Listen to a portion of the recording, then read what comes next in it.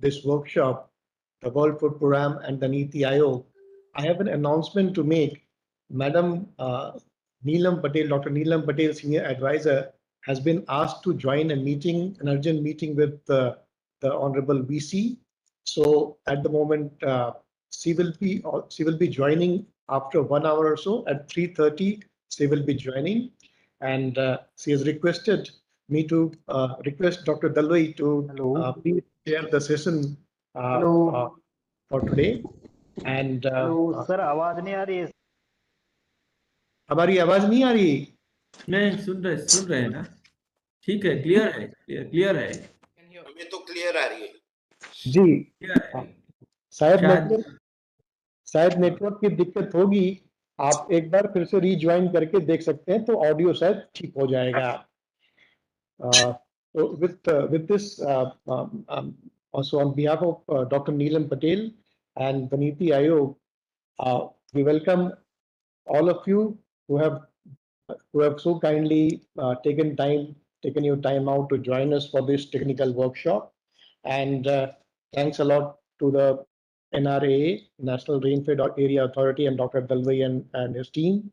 And at the same time, we would also like to acknowledge the support provided by the entire RRA network, led by its secretariat and other colleagues. So thanks a lot once again, everyone, especially Sabya and Bindu and all of the colleagues from everywhere who have been supporting us to organize this workshop.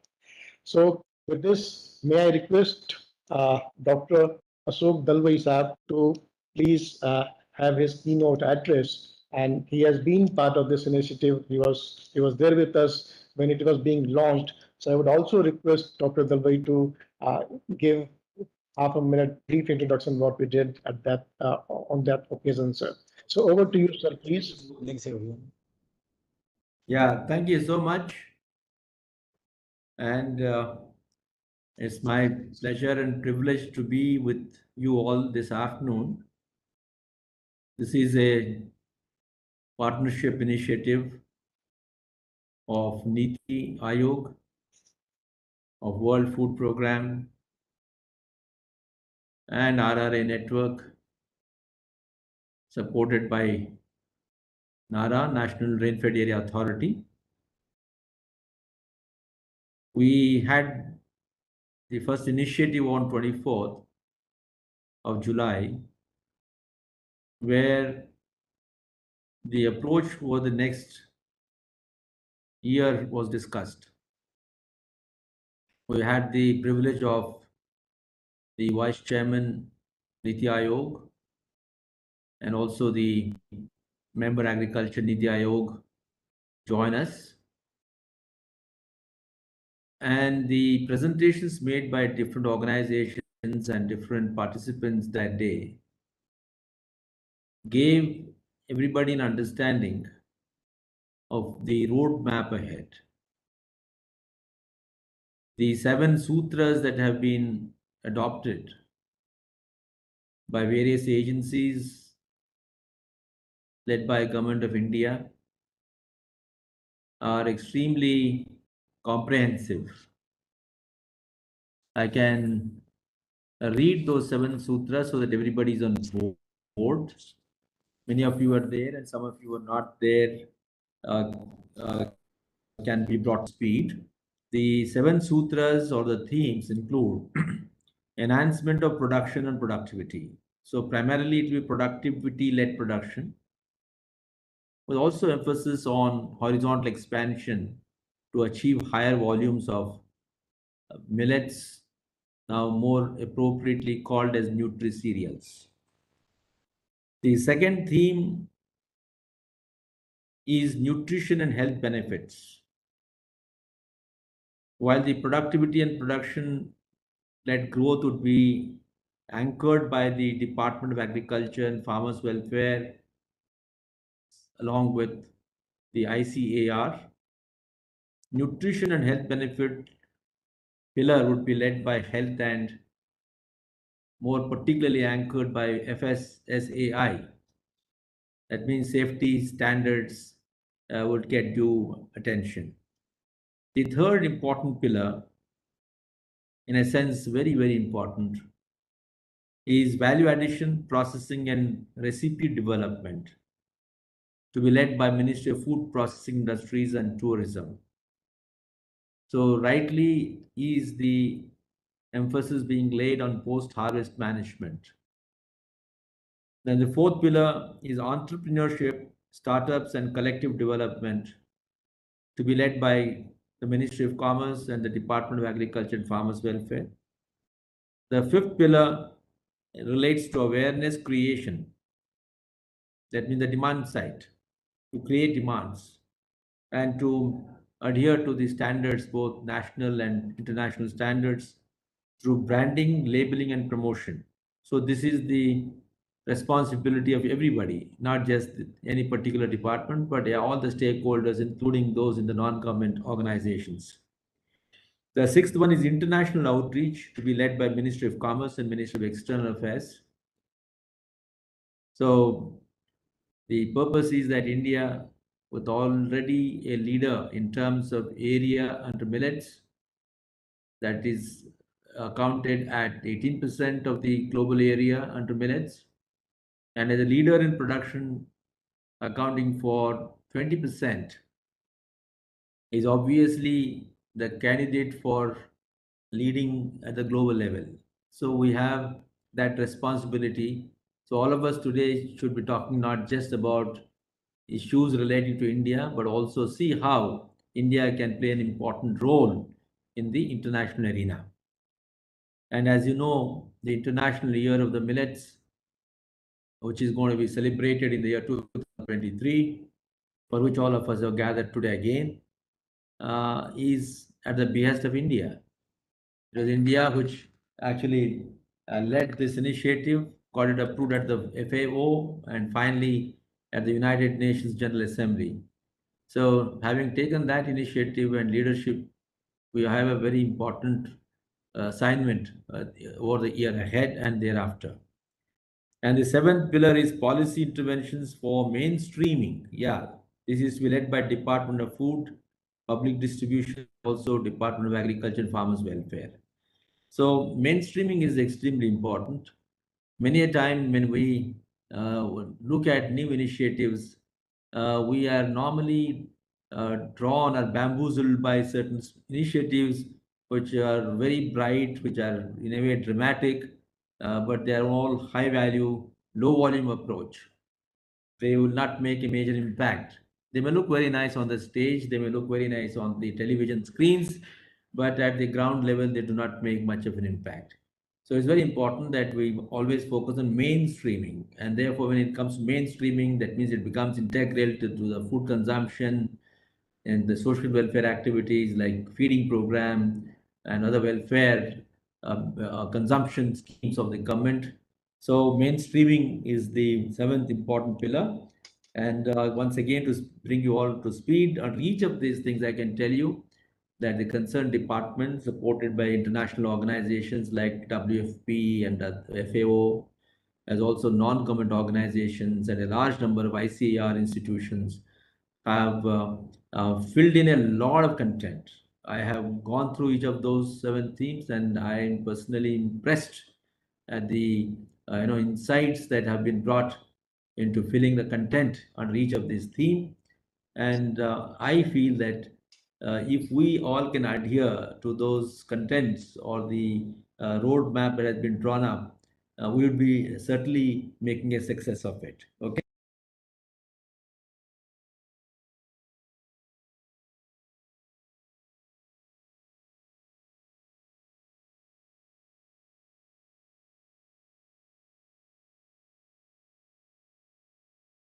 Sir, we can't hear you. I think You are muted. You're on mute.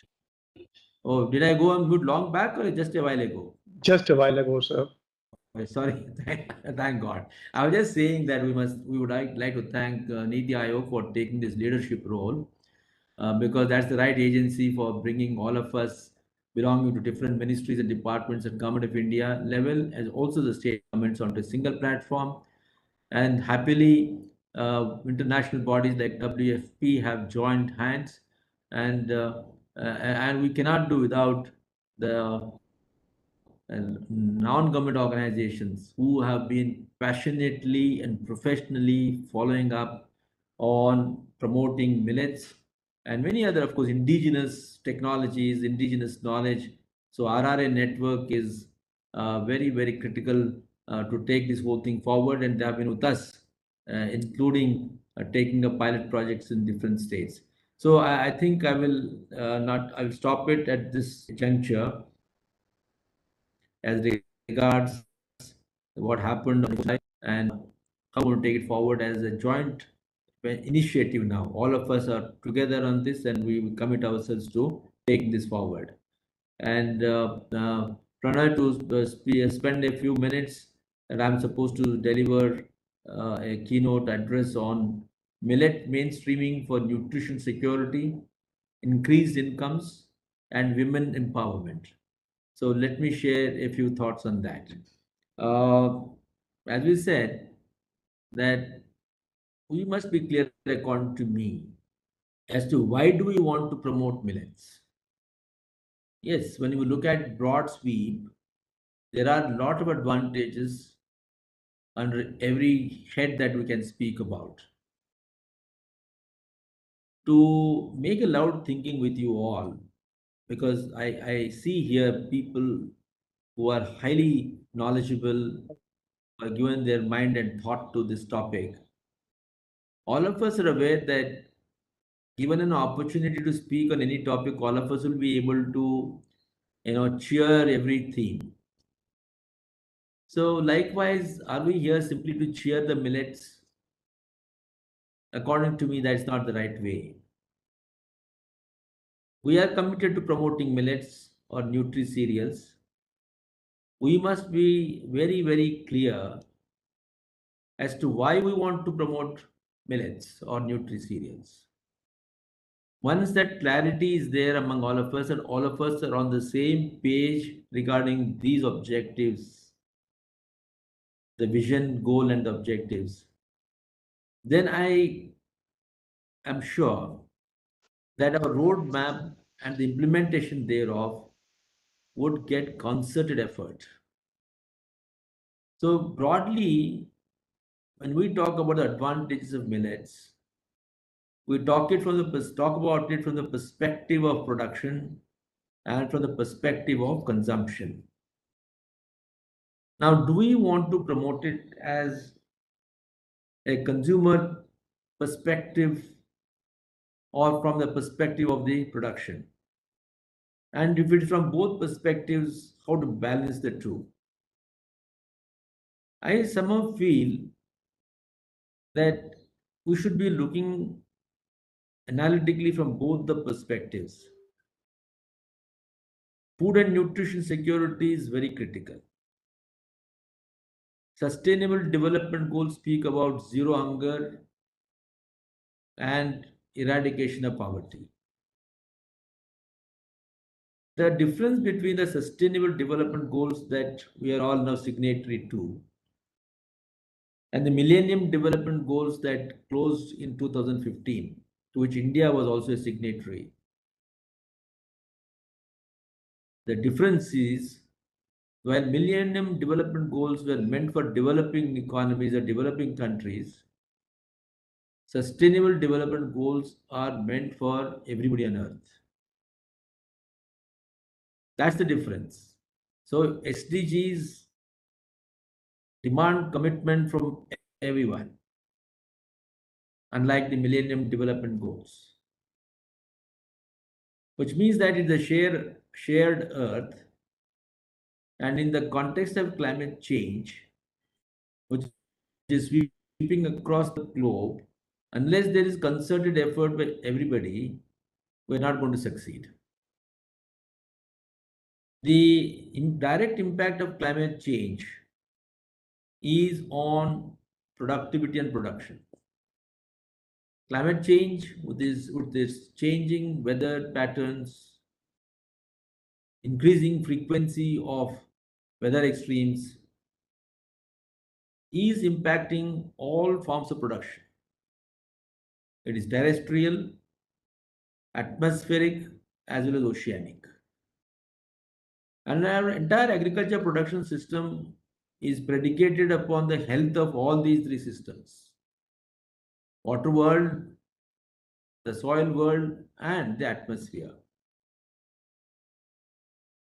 And various research studies have already shown that the impact of climate change is going to be more sharp, more intense in tropical climates. In some temperate climates where they do not get enough season to grow, they may benefit rather from increasing temperature. But the tropical climates like India, which are already always on the precipice of temperature ranges, will stand to suffer more on account of increasing temperature. So, wheat and paddy, the two major segments of a food basket, are going to be affected very badly. Wheat in particular, because wheat is a temperate climate, requires cooler temperatures. With increase in temperature as expected, there is going to be a decrease in the productivity.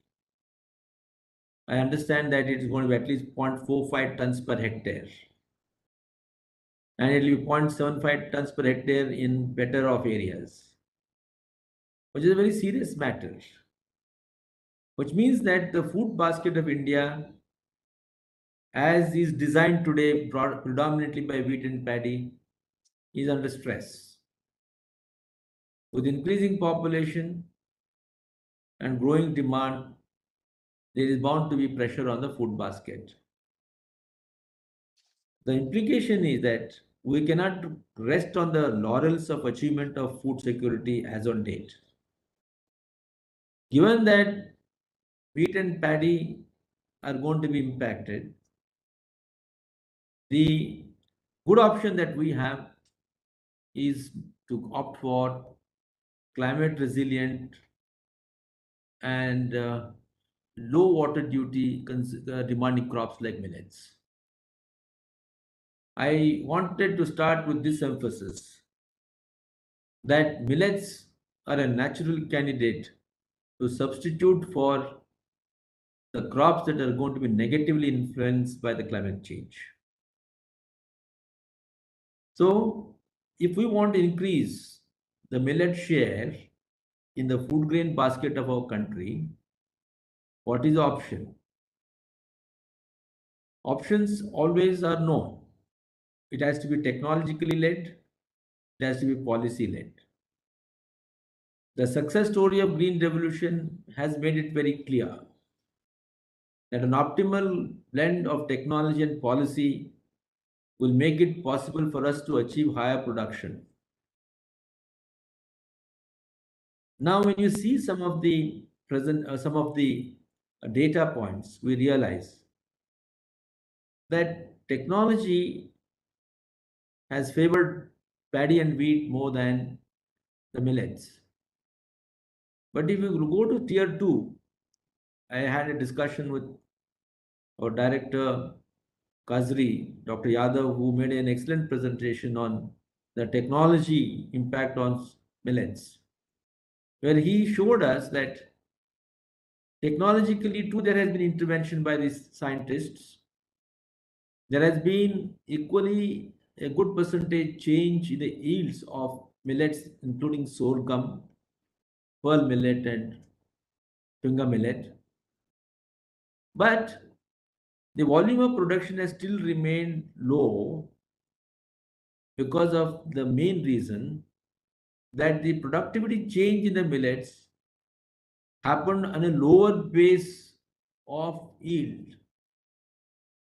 For example, the wheat has gone up from around 8.5 quintals per hectare or 0.85 tons per hectare to around 3.3 tons per hectare. Whereas sorghum, an important millet, has gone up from around 3.5 quintals or 0.35 tons per hectare to around 1.2 tons per hectare. So it shows that even today, notwithstanding the percentage change in the yield which is comparable to that in wheat or paddy, the two productivity levels today are not comparable. The sorghum yield is around 1/3 that of paddy, wheat, and little less than in the case of wheat.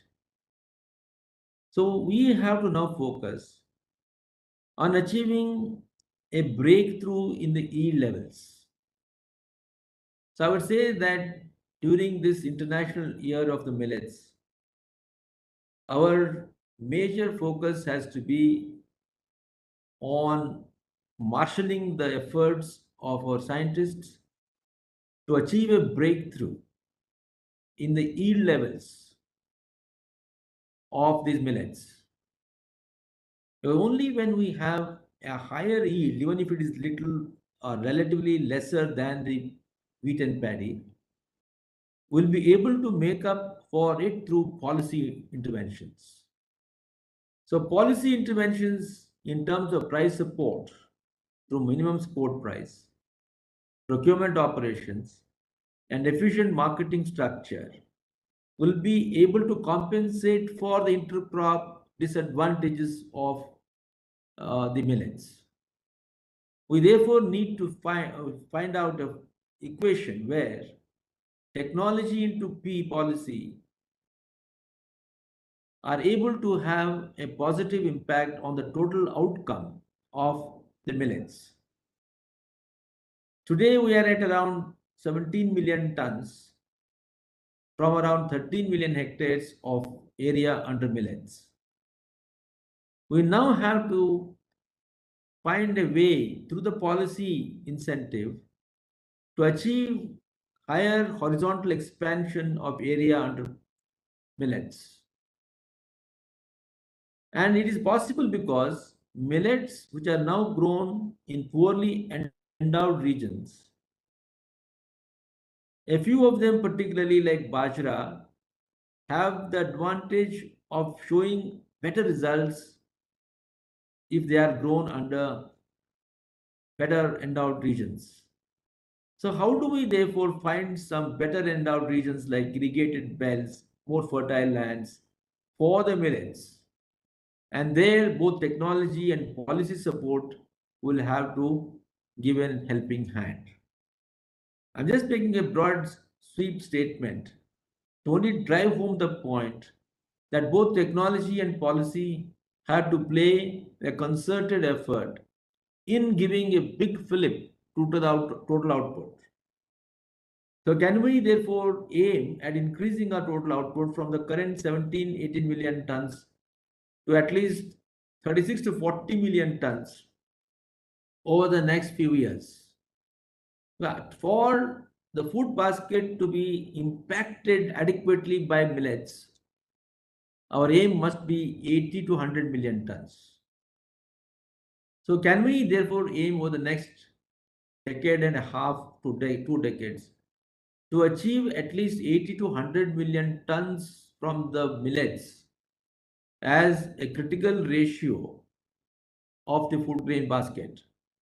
Unless we do this thing, it will not have any impact on either the climate resilient crop production or on the consumption pattern. Notwithstanding the importance of millets in the nutrient requirement of the society, a society is suffering from malnutrition, we will not be able to make any change if we are going to stay back at around 20, 25, 30 million tons or even 40 million tons of nutri-cereals. We should not be missing the wood for the tree. So I feel that if we sincerely believe that millets can contribute to the nutritional upgradation of our population, then millets must constitute at least 1/3 of the food grain basket. And if we want that to happen, the food grain, which is at now 309 million tons, and by 2047 we may be at 400 million tons, I'm just giving a rough figure. 1/3 of that, 1/3 of the cereals at least, leave out the pulses, 1/3 of the cereal basket must come from millets. Therefore, what kind of strategy should we adopt to increase the area as well as production from sorghum, finger millet, pearl millet, and also minor millets to some extent? So my focus of the talk today would be that we bring in everybody to give us ideas, unconventional ideas, to increase the ratio of millets or nutri-cereals and peg them at least at 1/3 of the share in the total cereal basket of our country. Only then would it have a break-even impact on both production as well as consumption. So this was the burden of my talk from the perspective of mainstreaming. So when you want therefore to mainstream, look at those consumption channels where the high volume consumption will happen, not just fashionable consumption patterns. It has to be high volume consumption. Therefore, it has to be essentially part of the public distribution system under the National Food Security Act. It has to be essentially part of the midday meals and other such feeding programs.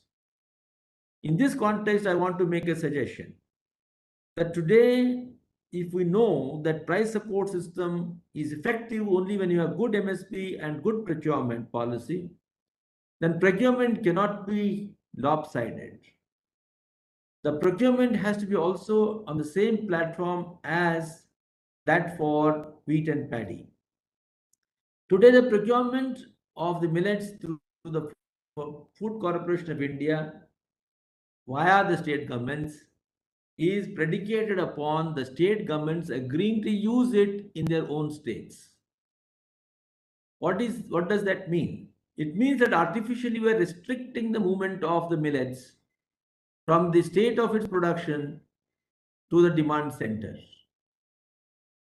Since we know that a high demand will increase the prices and therefore incentivize the producers, we should be able to let it flow seamlessly from one state to another. As long as we say that a state has to procure, provided it is going to consume in its own state, then we are depriving artificially those people who are demanding for it in another state. And the production, as you know, is restricted to a few states, 12 states. Of the total production, 10 million tons is straight away from bajra, which is grown mostly in Rajasthan and a few adjoining states. Next one is sorghum with around 4 million tons in a few states. So I think one of the important initiatives that we must start focusing on is that no matter who procures it, it should be allowed to be consumed by anybody. Only when this starts happening, then the markets also will start developing. Because today the markets, the open markets for millets have dried up on account of continuous decline in the production over the last 30 years. If we want to revive the open markets, then that responsibility has to be carried initially by the procurement system. Therefore, that is the second important suggestion that I want to make. And third one, of course, consumption. As far as consumption is concerned, the various initiatives that we are planning for will happen provided there is availability. Otherwise, we'll be catering to a very small section of the society.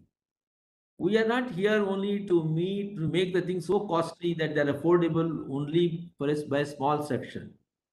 Nutrition is more required among the people who are poor. Nutrition is more required by women in our country. It is the women vis-a-vis the men who are suffering from greater malnutrition. So if we're talking about women empowerment, the first empowerment is to make the nutrition their right and an entitlement. Therefore, the nutrition for the women can come through millets, provided we are having a kind of affordability and availability. So I would say we'll have to think unconventionally, and can we suggest therefore that the availability of millets by a household against the ration cards will be a little extra for the women, depending upon the women members of the family. Today, for example, under the we've got two streams, right? We've got Antyodaya, where they get 35 kgs per family per month. And in case of the priority households, we give 5 kgs per person per month. So under these streams, if the women, considering the women members of the family, can we give some extra quantum and then create the awareness that women need to consume more of these things? So I would say, from the perspective of nutrition and from the perspective of women empowerment, we must focus on millets with liberal delivery based on the women members of the family, and also, of course, children. So this is another suggestion that I want to make. For want of time, I'm not going into greater details. Let me, before closing, talk about incomes. Income, which means money, is the major driver of change. We are gradually moving away from subsistence economy to commercial economy, and which we want the farming families to earn dignified incomes, so that they are able to meet not only their physiological requirements, but are also able to meet high requirements. And that is possible when the average incomes grow. If we are going to ask the farmers to adopt millets, which in inter-crop comparison bring them lesser income than the commercial crops or high water duty crops like paddy and wheat, then we necessarily have to opt for compensating for the ecological services these farmers would be bearing. We cannot ask these farmers to sacrifice for the larger good of the society. We need to incentivize these rain-fed farmers who will be mostly growing these millets and pulses and oil seeds with compensation in the name of ecological services. And of course, no government can afford to bear a huge financial commitment. We therefore need to strengthen and make our open markets efficient. In order to make them efficient, we need more of liberalization and integration. However, the prerequisite to harvesting the advantages of an open market is value chain development.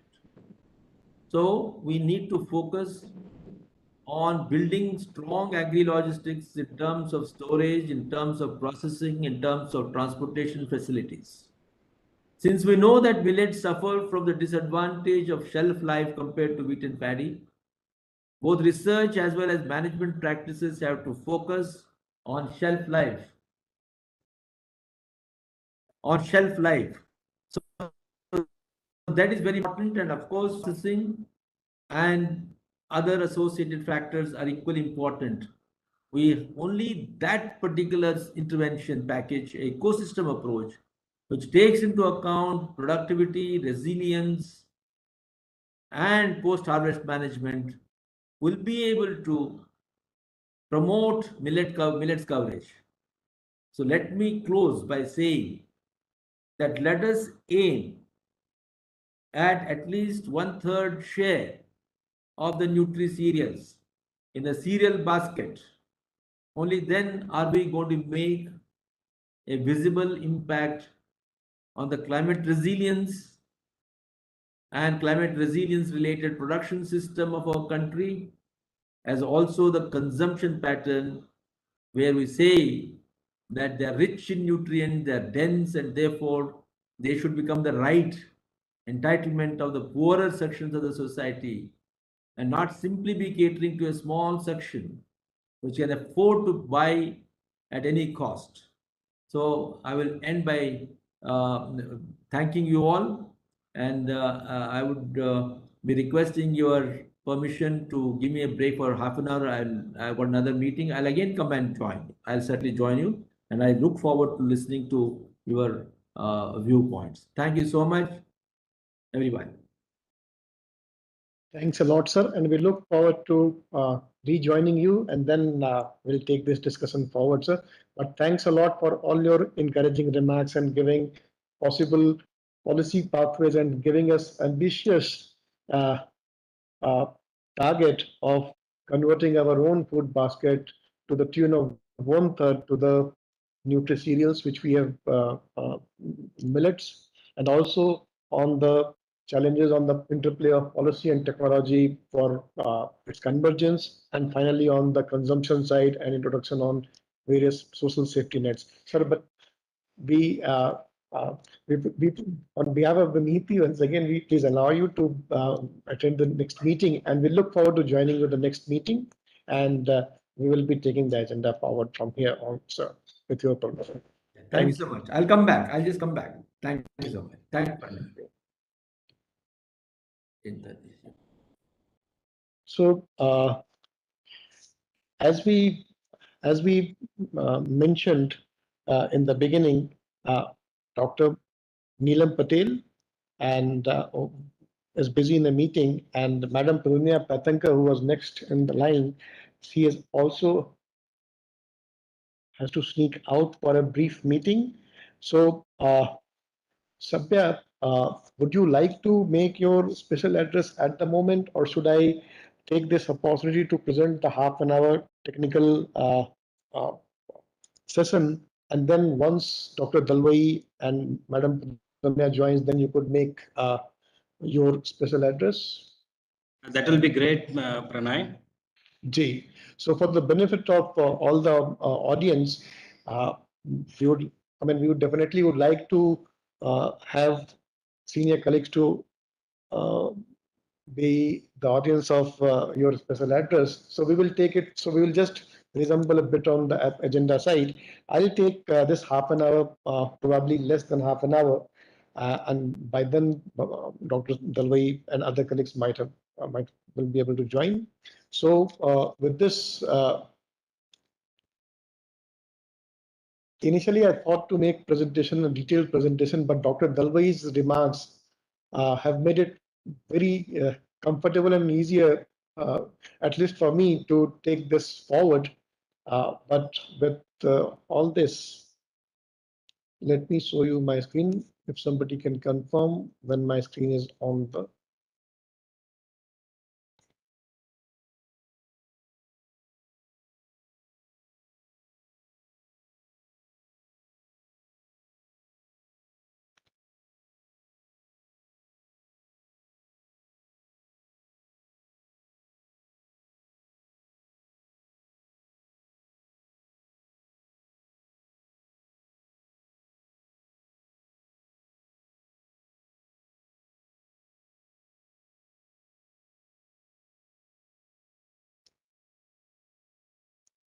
Yes, visible. Thank you. So thanks to all the RRA network partners, and this technical workshop on mapping and exchange of good practices initiative is what we all are concerned and taking this forward.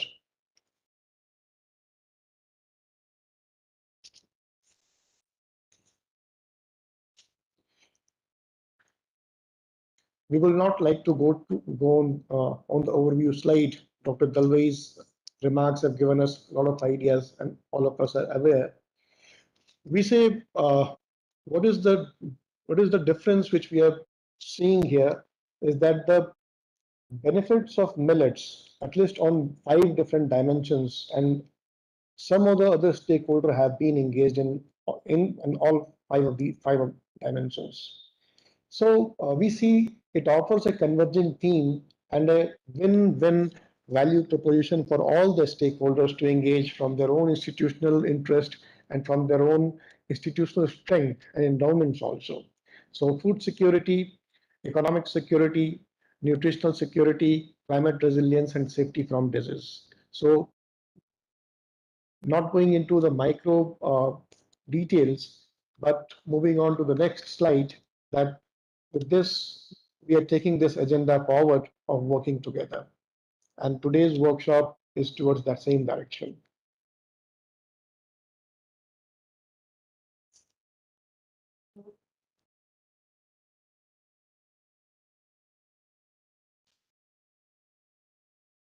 once again, we have demand side and supply side constraints, and very aptly, there are different demand and supply side constraints, and based on those demand and supply side constraints, Dr. Dalwai has offered uh, various pathways.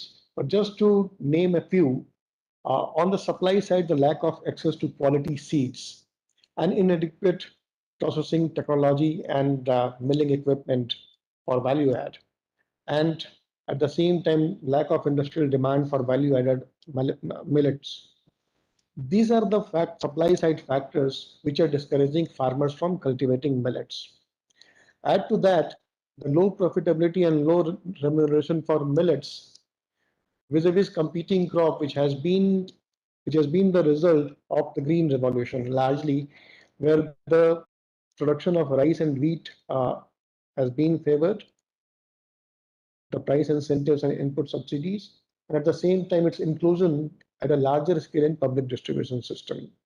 So we need not to reverse the entire scenario, and as advised by Dr. Dalwai, that what we need to do is to aspire for at least covering 1/3 of the total cereals food share, whether we could do with the millets in the long run. And for that, the constraints which we are facing at the moment on the demand side is to take care of technology and its shelf life side, and also a captive capacity, which means high volume consumption. So for that, millets have to be uniformly included in the PDS. So this is the supply and demand side constraints, but at the same time, there are a lot of positive factors also, which has been the inclusion of millets in the National Food Security Mission submission not as a nutri cereals, and there are multiple central and state government initiatives almost across the India. Very briefly, our WFP and NITI partnership, we are supporting each other for the climate resilient practices for improved food and nutrition security. And we are doing this by mainstreaming millets through facilitation of knowledge exchange and capacity strengthening within and outside India. For that, we have launched the compendium of good practices. We are aspiring to create a compendium of good practices across millet value chain, and it will be some problem across millet value chain, and there is a domestic and in the states of India and in the countries of Asia and Africa.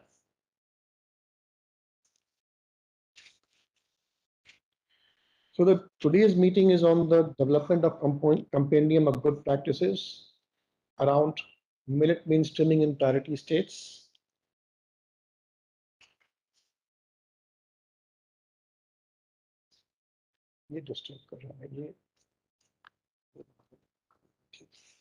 So brief timeline, on 19th of July, we have announced the MEGP initiative, which Dr. Dalwai so kindly mentioned in the beginning about what we did discuss and the Government of India's priorities. Since then, today until 18th of September, we are organizing and we have organized a series of state workshops as well as national and international dissemination events to solicit the applications on good practices. We have done consultation with almost 20 state governments so far, and in the coming week, we will be covering all the states and the union territories. So that's one leg where we have reached out to the state governments. And then we have done consultation in close cooperation with Ministry of Rural Development. And through them, we have reached out to all the state rural livelihood missions and national rural livelihood mission, so that the self-help group movement, which that institution is spearheading, we are going to reach out to all the SHG members through that vehicle. We have also done workshop with Invest India for the startups, and also we have done workshop with we are going to do workshop with ICRISAT. for our African and Asian audience. So this is how today's workshop is to reach out specifically to the NGOs, those who are engaged in millets. So 18th September is the last day for submission. Shortlisting of top 10 entries in each category by 15th of October. Presentation and announcement of winners by 30th of October. Organization of regional conference and launch of Good Practices Compendium by the end of 4th week of November. And finally, by the end of the year, we would like to establish a knowledge management and networking platform. So this is the activity which we aspire to complete by the end of the year. I initially thought that this is the Millet Mainstreaming, a conceptual framework, but I would not go much into the details, as you all are aware of, and you have been given in advance a copy of this Millet Mainstreaming framework. But then just to uh, capture the various components of millet value chain, and at the same time the mainstreaming agenda, which Dr. Dalway mentioned, which is the Government of India's priority. So what we are doing, what we have done here, the inner core, there are 6 dimensions: production, storage and transportation, processing, packaging and branding, distribution and consumption. And now the outer circle, the mainstreaming. So mainstreaming, the additionality of the policy interventions or the government intent in terms of resources, and not only the government but also from all the stakeholders. So that additionality element to achieve the objective which has been arrived at. And here in this case, as there are various policy objectives which are continuously evolving, and one of those is enabling environment for enhanced production and inclusion in safety nets with multiple multi-stakeholder partnership, and reaching out, having the concerns on gender and inclusion. And fourth, the institutional commitment and coordination, and finally, sustainable and innovative financing. We have identified 4 dimensions each on each of the dimensions which we have, sub-dimensions which we just mentioned on the millet value chain.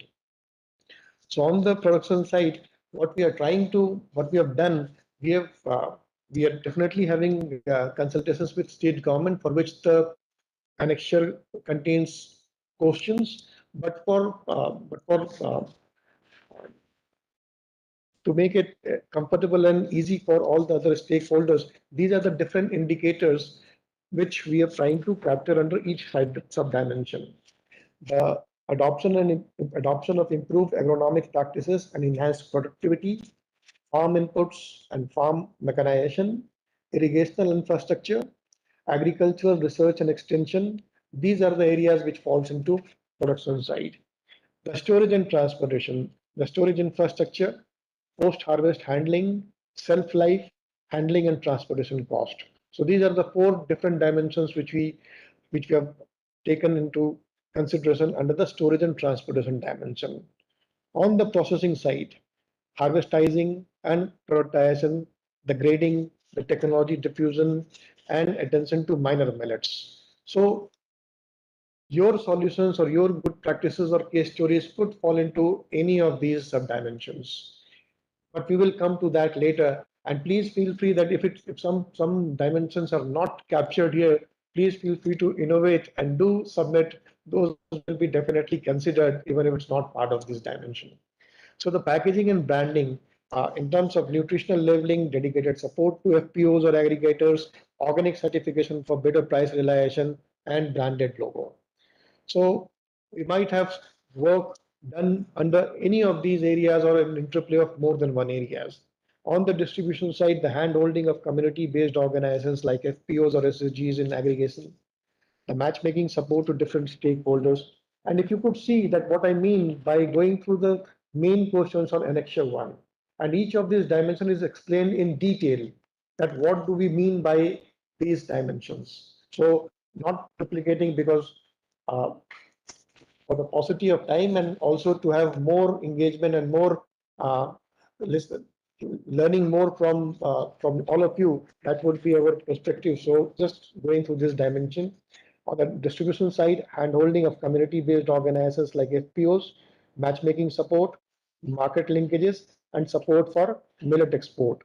Consumption, strategy to increase the household consumption of millets, having awareness campaigns, establishing mobile outlets or farmers sales outlet, or providing startup capital for setting up management of kiosks. So these are the broader dimensions which we have covered under the millet value chain, and at the same time attention to minor millets. So if you're just saying this only for major millet, then the whole dimension would be completely different if we start taking care of, start attending to minor millets. So the story probably would be something less encouraging compared to major millets in certain areas, certain geography. On the mainstreaming dimensions, as we said, the 5 dimensions, the indicators which we have tried is that there are various state level initiatives which has been undertaken all across the country, and also the central government initiatives. So whether we have advisory committee, policy advisory committee at the highest level of the state or district level even, because we have ODOP districts, and where almost 19 districts are being identified by MEGP, Ministry of Food Processing and Industries, and almost district, 4 districts are identified by Ministry of Agriculture, if I'm correct. So, is there any policy advisory committee at the institutional level? And you are supporting those. There are state level millet missions supported by Secretariat. There is a dedicated financial and human resources, and there have been planned convergence activities between the line departments. The sustainable and innovative financing, as we mentioned, definitely there is a public money, but then the things which we are trying to achieve, there is enough scope of having money beyond the public finance. And that's where the sources of innovative and sustainable finances comes. From the public money, whether the states have allocated budget, whether there is availability of millet mainstreaming funds, dedicated funds to different departments, agencies, are there annual plans for them, and are the budget spent? And then what are the other sources of finances other than government? For example, uh, various districts have identified district mineral foundation funds as one of those sources. So there could be other sources, and we would like to know more on those and learn from those. The multi-stakeholder partnership, this forms the backbone in the entire value chain. We didn't want to make it um, uh, on a spectrum, but it's a circular, and then there is enough role of all the partners. So whether we have partnerships established with NGOs, research institutions, corporates, startups, agri incubators, and finally, with the community, with the self-help group members, farmer producer organizations, and primary agricultural cooperative society. And all these 3 strand, the multi-stakeholder partnership, it is our experience that those initiatives are more effective and more sustainable for the long run in the community. And then whether there are information sharing happening and lesson learned, and are there any emerging issues which are being discussed on any multi-stakeholder platform. So we would also be happy to learn on these aspects of millet mainstreaming activities of yours in terms of enabling environment for enhanced production inclusion in safety nets. So incentives for the adoption of improved agronomic practices for millets. Multiple states have introduced Tamil Nadu, Karnataka, Odisha, Chhattisgarh, and I mean there are other states also which lack of paucity of time we are not naming, and they're doing multiple pilots also for the procurement, announcing MSP for minor millets as well. So these are very encouraging initiatives. And then in certain states there is procurement system dedicated on millets, just like rice and paddy in all other states. And then inclusion and distribution of millets in food distribution and supplementary nutrition programs. So we would like to see what's happening across the districts and states of India, and wherever you are working, would be happy to get those solutions and stories. And finally, on the gender inclusion, as somebody mentioned that it would not be inappropriate to say that millet is a women's crop, and it is because the kind of roles and responsibility which has been played by women depending upon the maturity of the millet value chain in that particular geography and space. So engagement with marginalized groups like tribal community and women, addressing the drudgery reduction of women through deployment of or innovation of various tools, the participation of landless and tenant farmers and recognizing them also as farmers so that they could take advantage of this millet mainstreaming initiatives. And finally, provision of specialist HR cadre like community resource persons to provide the last mile services. So you could see we have almost 24 on the first dimension and 20 on the second dimension, which makes almost 44 dimensions only in millet and mainstreaming when we merge both. So your initiative could be coming from any of these various dimensions. It may not be confined to only one stage, or may not be initiated from only one mainstreaming dimension. It could have been triggered and it could have gone beyond one dimension and probably falling under multiple dimensions. So with this, I would like to say that so yes, 18th of September is the last date. Would not like to go in detail in these. The categories, yes, I want to mention that these are the same categories which I just mentioned in the millet framework, and it would be easier for you to take an informed decision that where your case study might be falling into. And at the same time, you could also identify there could be an interplay of more than one category. So other than millet value chain and mainstreaming dimensions, there is a dedicated category on millet recipes to enhance the knowledge on the cooking method and develop diversified millet recipes that could be included in the daily diet in both urban and rural areas. So for this, anyone is welcome to submit this millet recipe, and this category is specially targeted towards individuals, our farmers, both male and female, and they could submit their recipes, or even the fourth is they could submit the forgotten practices also, where we are encouraging submission of the traditional and indigenous community practices, and we would appreciate submission for the revival of such practices. This is the geography. Please feel free to share it in your network across African and Asian countries and also in India. The organization and practitioners from government, non-government, multilaterals, FPOs, SSGs, primary agricultural cooperative societies, private sector, startup, and individuals. The only red flag, the solutions at the conceptual stage will not be eligible. So we are looking for something which has been tested in the real life scenario, so that there would be adaptability, there would be innovation further to those initiatives, already success stories, and we will take it forward. The benefits to participants here, I mean, needless to say, all the government departments across, I mean, central governments and the state government, and even in the ODOP districts, the kind of mainstreaming initiatives which are being taken care of, there is enough appetite to learn from good practices, and not only learn from good practices, but also to adopt from those good practices, because we have to make if we have to reach to, for example, reach to those goals, there is huge scope for in the time to come to work on each and every step and make this more effective. So there will be access to bridge initiatives like back supporting millet startups.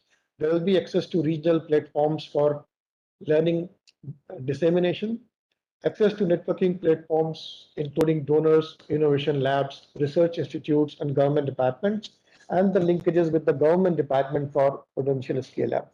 And last but not the least, on the publication support. The evaluation criteria.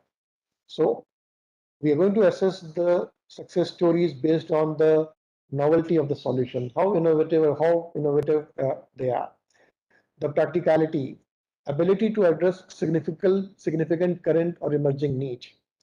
Gender and inclusion, ability to reach the last mile, the most marginalized and excluded, particularly women. The potential to improve outcomes at scale, which means the impact. And finally, the potential for scale up and alignment with the public and private systems, which means sustainability. So when I say impact, I'll just give you an example. As Dr. Dalwai mentioned, the productivity could be one of those impact. The income realization could be another impact. So, or at the nutritional level. So there are multiple ways to demonstrate what would be the impact.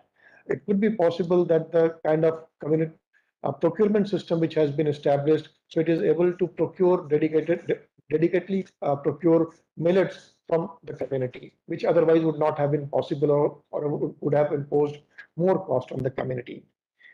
A brief glimpse of our chair, the honorable juries.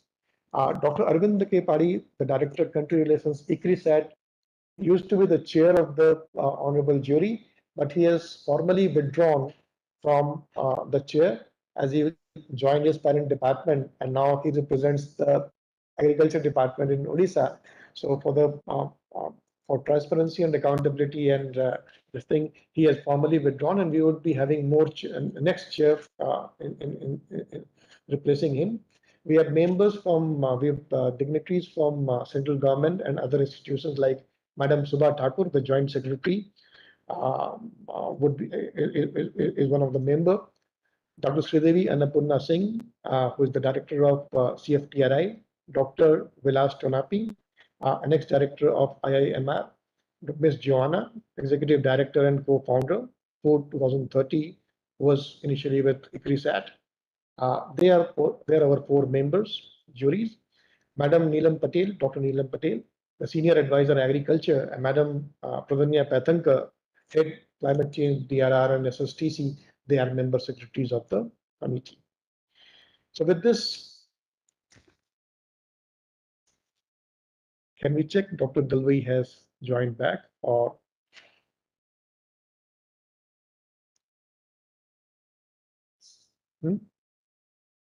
Dr. Dalvi? Not yet. Okay, fine.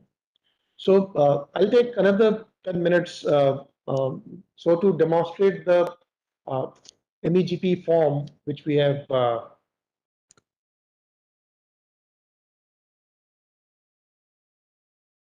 created, and this will give a glimpse of nuts and bolts of how the submission process has to be done.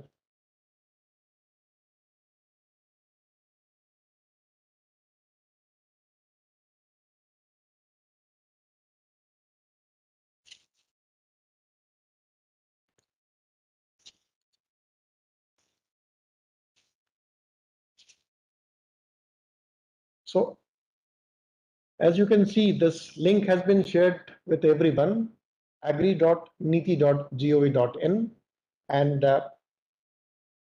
when this screen comes, you will see email, password, and CAPTCHA code. But then before doing that, you have to log in. Can I request to please mute?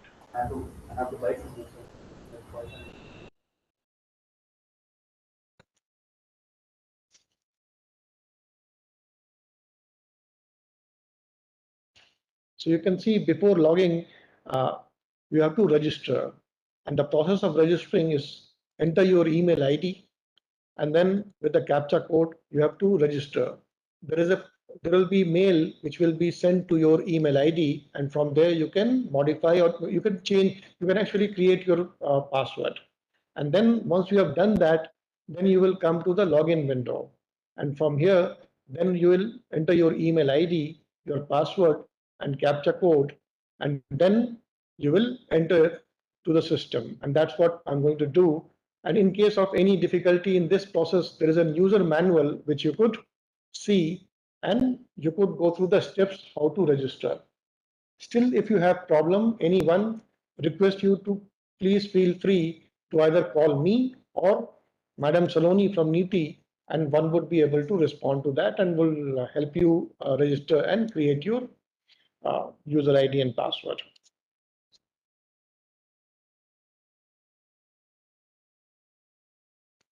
So let us, and also another thing about the initiative.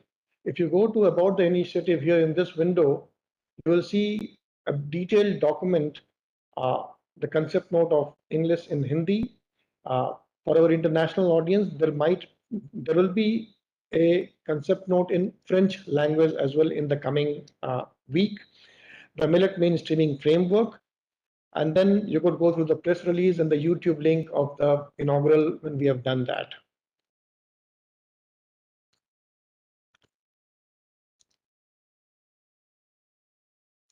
So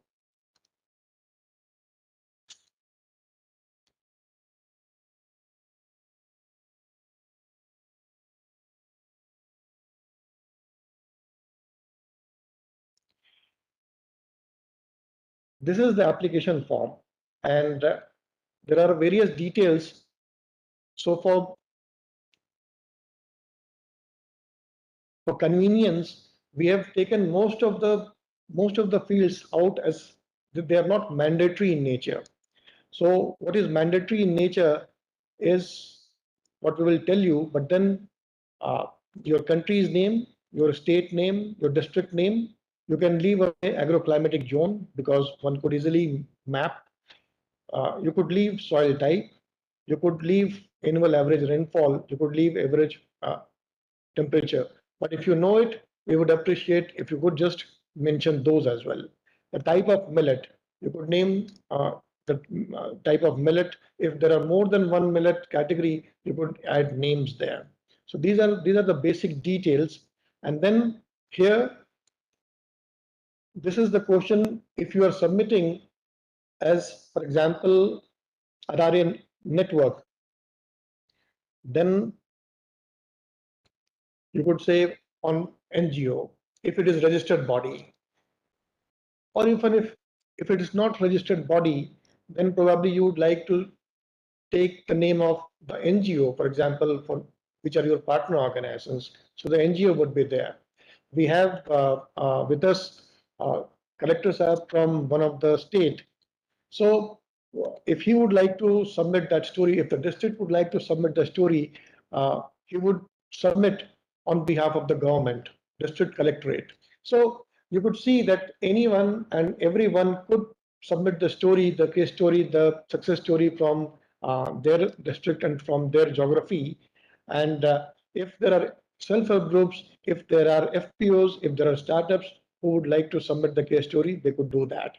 And for instance, if there are going to be individuals, those who are going to submit the case story in terms of, for example, millet recipes. So only 500 words in terms of explanation of that recipe.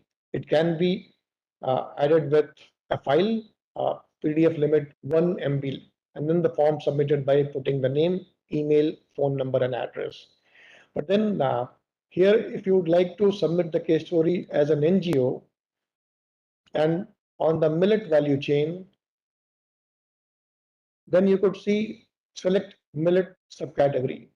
So production, storage and transportation, processing, packaging, distribution, and consumption. So you could add any of the category. You could add more than processing. So for instance, I have selected 3. So if you have only one, please select only one. If you have more than one, please select relevant ones as much. I mean, but we recommend, unless it's a story of the entire value chain. For example, if it's a story of Odisha Millet Mission, for example, submission made by Odisha state government, then we could say that, okay, it's a story of the entire value chain, not only from a production perspective, but the entire value chain. And they could submit more stories, so they would select another one mainstreaming dimensions, and they could do the entire 5 dimensions. But there is only one SSG who has been included. For instance, the one which is taking care of production of take-home rations in any district or any geography. So there is possibly one's contribution on social safety nets inclusion. So one would be more relevant in this category. So with this, we have to give the name of the good practices. Then we have to name of the organization, who is the lead applicant. There may be multiple partners. So the ones you could identify amongst yourself who could be the lead applicant. The summary of the good practices, which can be tweeted, which means 280 characters. And that is the word limit which you have. So if you want to taste it, the summary You can go to the Twitter account and see that whether it is to what extent it can be tweeted and how many characters. It has to be within the limit. And then pitching the solution which is being offered and the impact it has created and the problem it addressed. So very brief 100 words. The problem analysis describing the specific problems which the solutions were attempting to solve or attempted to solve. The nature and scale of the problem, people who are affected by it, and the most relevant aspects of the problem that relates to your solution. So it depends upon the way you are crafting your story or the way you are trying to address your story, and probably your theory of change would form part here, or probably your initiatives would take form part of here. Probably an individual human story would be good enough to say this was what was done. Who are the target population in terms of most marginalized and excluded groups in the last mile? What are the results or impact of the practice? Potential for upscaling and replicability. So this will differ, this will change, this will be unique for each and every solution which you are going to submit. There may be similarities in one dimension, but there will always be a lot many different solutions coming from all different parts of the states and country. So the drivers of change, dilemmas and barriers, solution of practices, how it is adding the value. You could submit one file in the form of PDF with maximum 1 MB limit, and you could submit the form by giving your name, email, phone number, and address so that you are identified if we have to reach out to you. Only one thing which is important, by registering your email ID, you would be eligible only for submission of one entry. So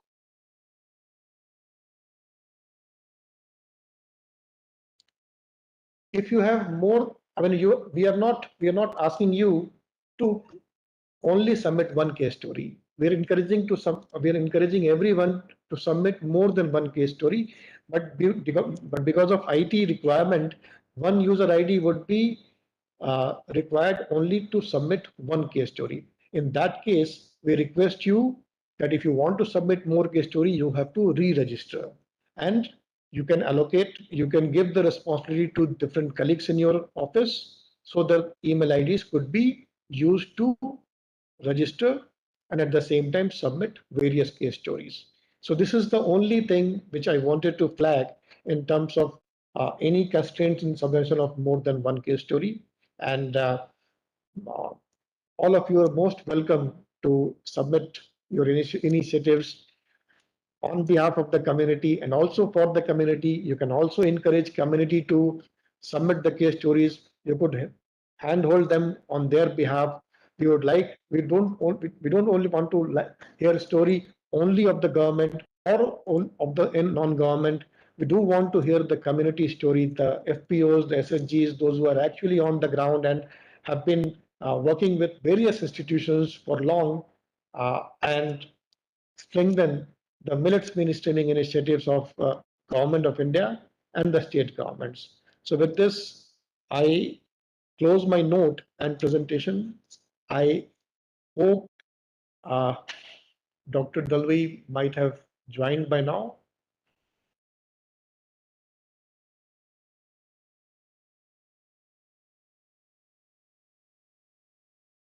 Okay. So, Pradanya, have you joined back? If you could, whether we can see Pradanya joined back. Okay, she's still in the meeting. How would you like to make your address now, Sabya? Or, I mean, you can wait when other colleagues could join, and meanwhile, we could have. You can also take up if there is any clarification kind of a thing regarding the submission of this case studies, if they, from different participants. And in the meantime, I am also thanking all of the participants that who have joined in very short notice from RRA Network as a RRA Network partner, and then also from like-minded network and different partnerships. So if there are certain clarification that you would like to ask on the this thing to Pranay on the submission, this thing, we can take up 1 or 2 or 3 clarificatory questions. You answer that, and then let us move forward how it is coming. Thank you. Okay, what's the last date for submission of it? 18th of September. Yeah, it sounds a little too early. Yes, Right, it is. thank you.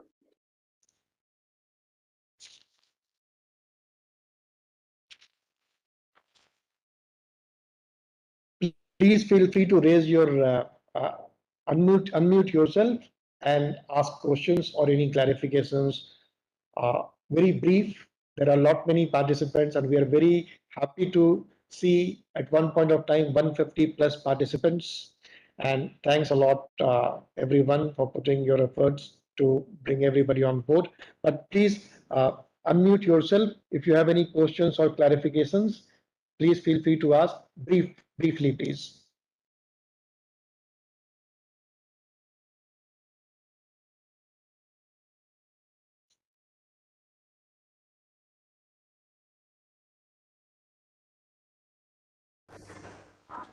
Hello, sir. So myself, Ravinder Singh from Nutraceutical Rich Organic India Private Limited. So we are based in Prayagraj, Uttar Pradesh, and we have kind of used a nutri-cereal recipe of grandma millets, where we have created cookies, including 2 millets like finger millet and barnyard millet. And then we are also marketing it very well through Amazon and Flipkart since past 4 or 5 years, and the response is very good. We have also added cow ghee and other rich materials to make it very nutritionally very good. So we are also actually partnering with the tribal community to make it with the SHG women, so that they can also play a good role in the value chain of this millet system. So can we are eligible to fill this form? Yes, please. Yes, please. Everybody is eligible here. So if you see the category of applicants I mentioned, we have, it's an all-inclusive initiative. Any entity, whether it's a government, whether it's a private sector, whether it is NGO, and even if one would like to submit the case story on behalf of the self-help group, those who are not registered body, but the name of the SHG would be good enough if they are SHGs, and in an individual capacity. So, and if you're working as an entrepreneur, so in an individual capacity, you could submit. In your case, if you're, I guess your body is registered as a private sector body, and you could submit it in the category of startup or private sector. Thank you so much, sir. Thank you so much.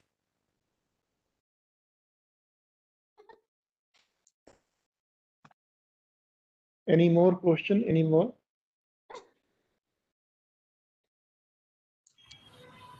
Hello, sir. I'm Kshitij. I represent the Revitalizing Grain-Fed Agriculture Network, and I speak from Karnataka.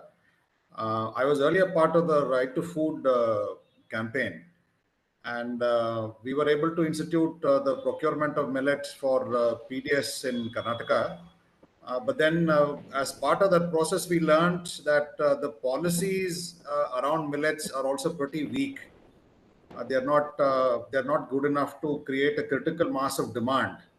As a matter of fact, with a lot of farmers that we work with, there is also a sense of disappointment because just when they harvest the millets, there is not much of a procurement happening.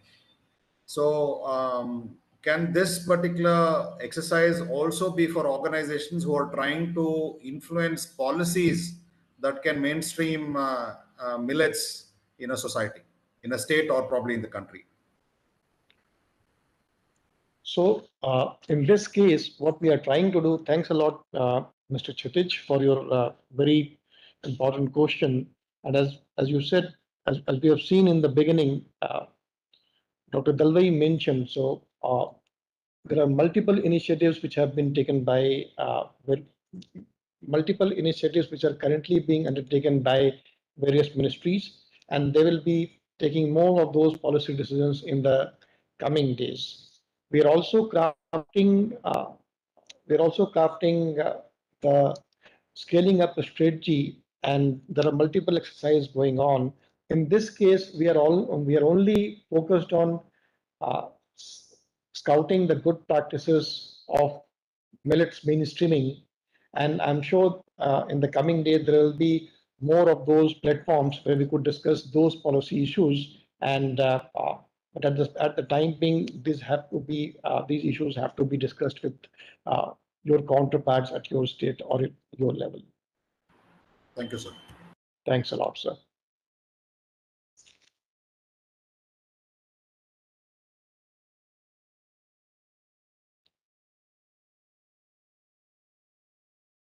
Please feel free to unmute yourself and come if you have questions.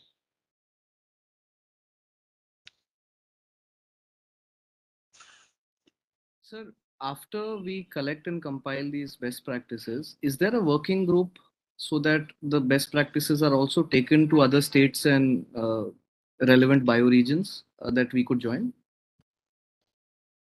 Thank you, Abhishek. And what we are doing, that the first effort is to create the compendium. And once the compendium has been created, you would see that the compendium would be one which is Indian focused, and the compendium which is from Africa and Asia, the solutions from across Africa and Asia. And this will be shared with all the state governments and the central ministries. And as I said, there will be there are multiple initiatives going on, and it would be states' discretion and the central government discretions to pursue the solutions which they deem fit from their own policy perspective or other agencies, for instance.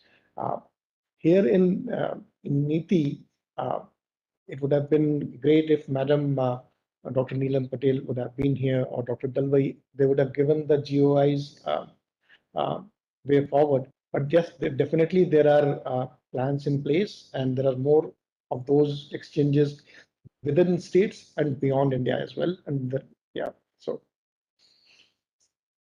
So in fact, Pranay, if I can come in, the major idea of this entire initiative is to facilitate the knowledge exchange and I mean the cross learning.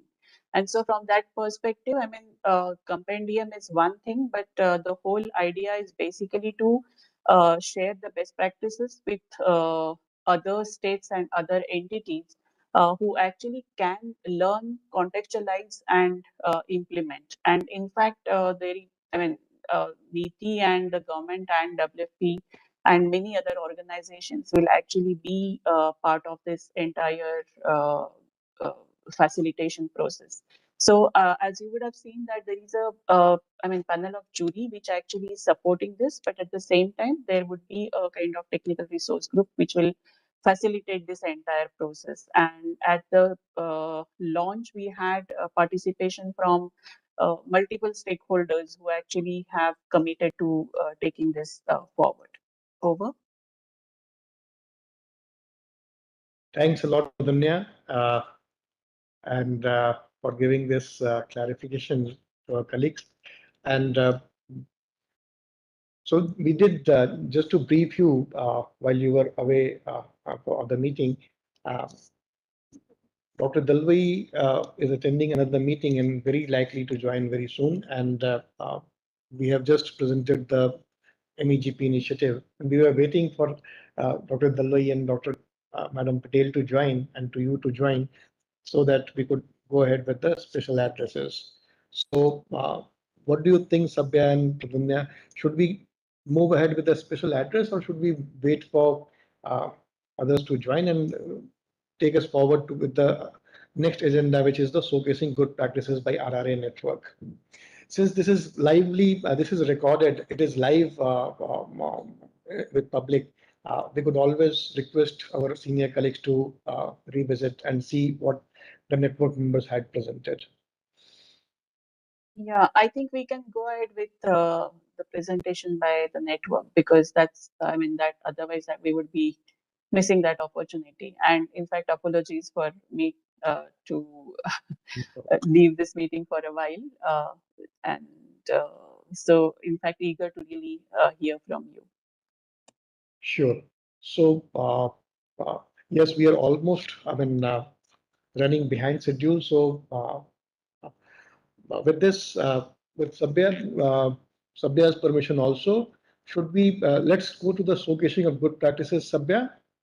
That will be better. That will be better. I think it will be good to listen to the practices, and then everyone comes in, and then we go for the special letters.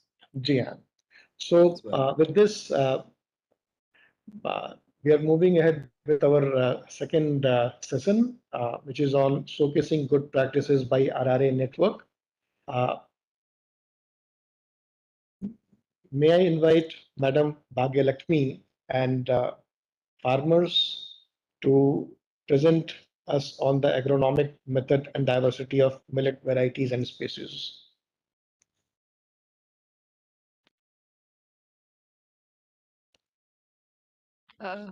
Thank you, Pranav. So, myself, Bhagyalakshmi, I'm working with Vasa, and along with me, my one of my farmer who is practicing this Kuli Ragi method will share his experience. Then we'll come back to our presentation. So before he comes in, I just wanted to have a few minutes, 2 minutes time to make everyone understand the Kuli Ragi. And yeah, this Guli Ragi is this is a traditional practice in Karnataka, but with the small modifications and along with the natural farming practices, something has triggering the increase the yields in Andhra Pradesh. I'm going to share the experiences of Andhra Pradesh. It's the next in 2 slides. So this is the experiences coming from all the 6 districts. One is from North Coast Andhra Pradesh and also Rayalaseema districts of Chittoor and Anantapur. And if you see the results of Guli Ragi, so it's conventionally in these areas, generally in North Coast area, the farmers are practicing broadcasting the ragi and then harvesting. So in that case, the change is that younger seedlings, line transplantation with 1 feet distance, and application of Ghanajima Amrut while transplanting. And second is weeding with bullocks or cycle weeders and manually. And then they are running the plank along on plants. They will do 2 to 3 times in a season, and then they apply Jivamrut as a soil application after this every running the plank on field. And these are the things which actually they are following. So if you see these results, this is the kind of yield data which actually gives, as Dr. Dalwai sir already shared, but majority of the focus on even in millets research and public investments are going into bajra and sorghum, apart from wheat and paddy.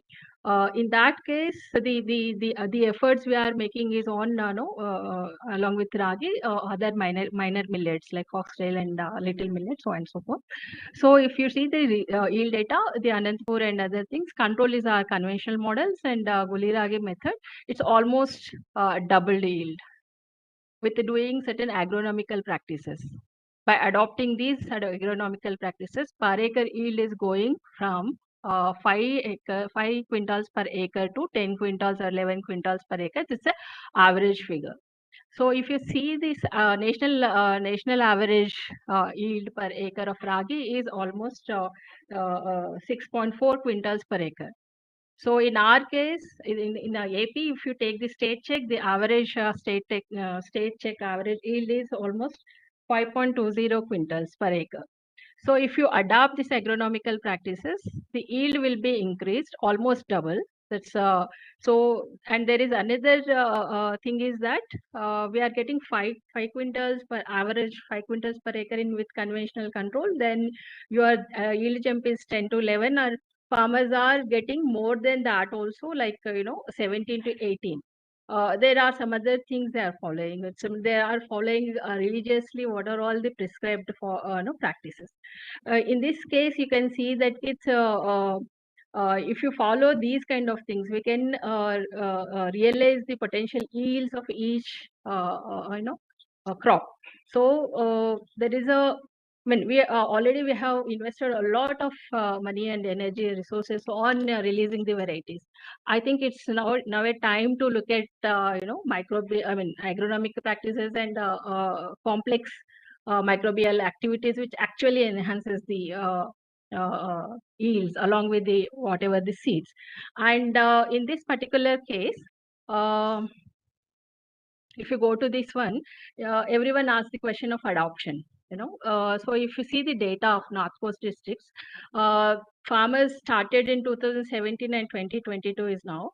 So in 2020, the rate of adoption by the farmers number is increased. Later on, it decreased, and now and it is picking up.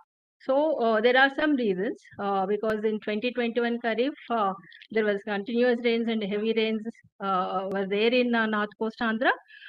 Because of that, damage happened to the nurseries of the ragi is not able. That actually not allowed farmers to do the transplantation on right time. So that's a problem. In 2022, it's kind of going. Increasing the number of farmers adoption. So almost it's 2000 nearing 2000 acres of area under Guli Ragi method. So this is a kind of adoption, and these are the simple principles farmers are following.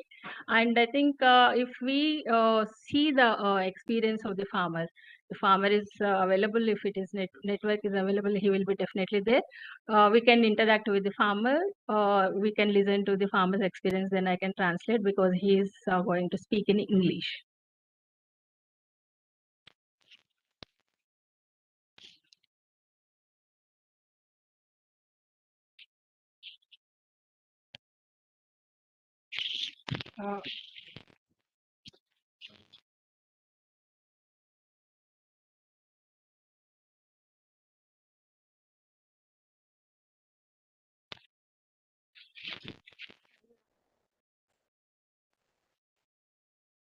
Joining this day there will just you will take 1 minute to join. Ramchandra.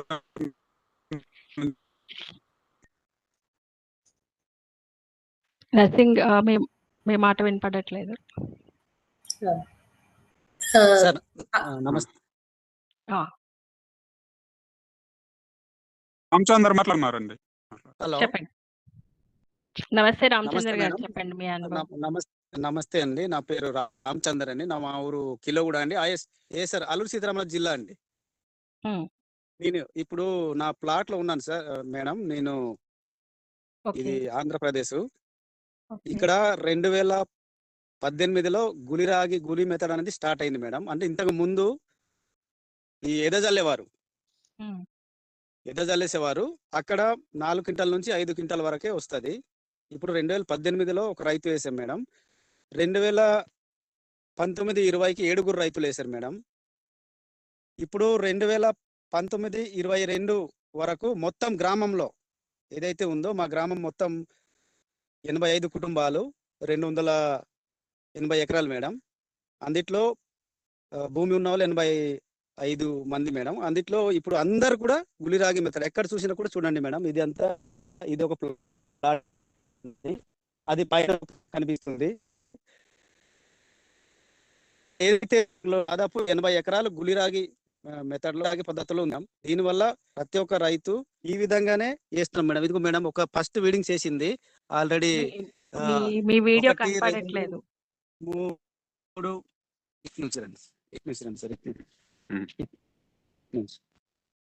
ఇది first weeding చేసింది madam. 1 2 3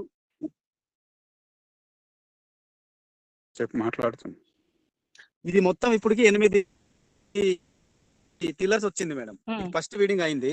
first Dukka లాగాం. ఇలాగ కానీ రెండు సార్లు మనం చేయగలిగితే కంపల్సరిగా ఒక రైతుకి ఇలా సరాసరి చూసినా 10 నుంచి 14 క్వింటాల వరకు కంపల్సరీగా వస్తుంది మేడం. అదే చల్లితే అయితే మనకి 4 నుంచి 5 క్వింటాల వరకు వచ్చేది. అందుకే అందరు మాస్ మోడల్లోగా ఏదైతే వాస్తవ టెక్నికల్ గా మాకు చూపారో ఆ గుంత లెవెల్లోనే ఆ పద్ధతిలోనే మనం గులిరాగి మెథడ్ లోనే ఒక కేజీతో ఒక ఎకరానికి సరిపోతుంది.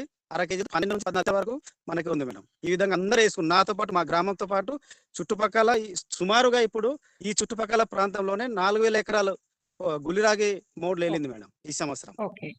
సో చాలా బాగుంది. ఒక్క నిమిషం నేను ట్రాన్స్లేట్ చేస్తాను. I'm translating now what farmer said.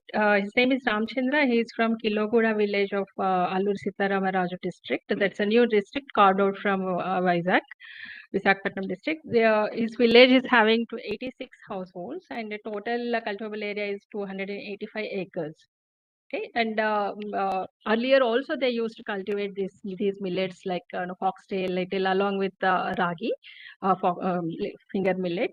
But they are broadcasting on. They used to broadcast ragi seeds also, like what they are doing for foxtail and little. So in that case, they were getting 4 to 5 quintals per acre.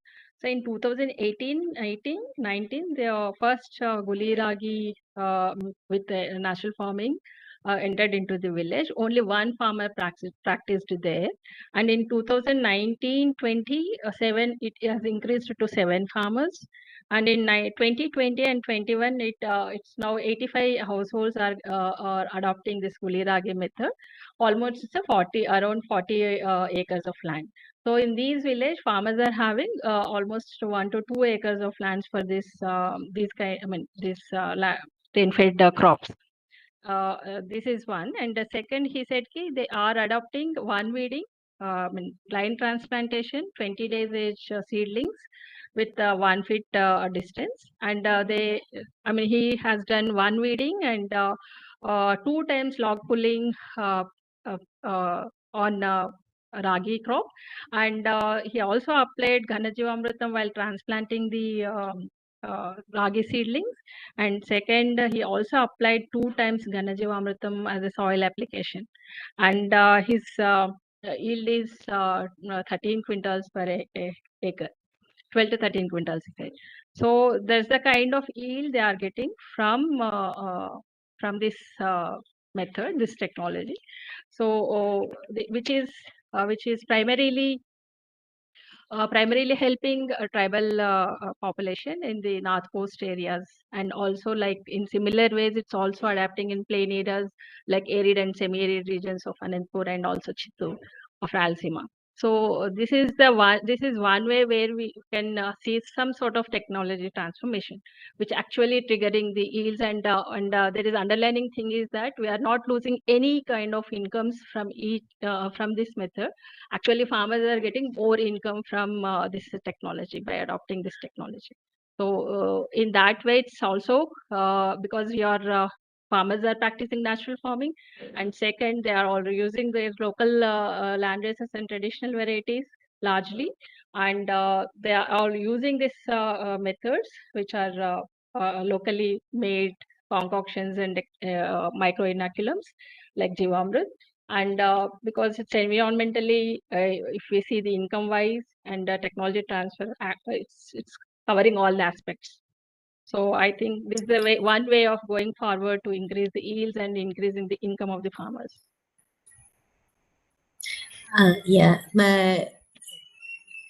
Hi, this is Bindu. Yes, please go ahead. Sabya, could you give a quick Hindi translation?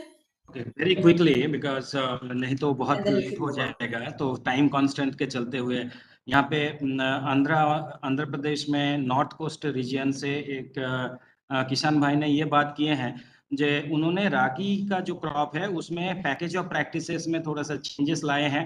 पहले से उन्होंने कर रहे थे, उसी गांव में भी हो रहा था, बट एक पद्धति है जिसको गुली रागी पद्धति बोला जाता है, जो कर्नाटक से इवॉल्व हुआ है और फिर काफी सारे लोग इसको अडॉप्ट करना शुरू किए हैं। और उनके साथ साथ ये गुली रागी मेथड के साथ साथ उन्होंने ट्रांसप्लांटिंग, लाइन सोइंग और फिर जीवामृत इस टाइप का नेचुरल इनपुट्स भी उन्होंने, नॉन केमिकल नेचुरल इनपुट्स भी अप्लाई कर रहे हैं।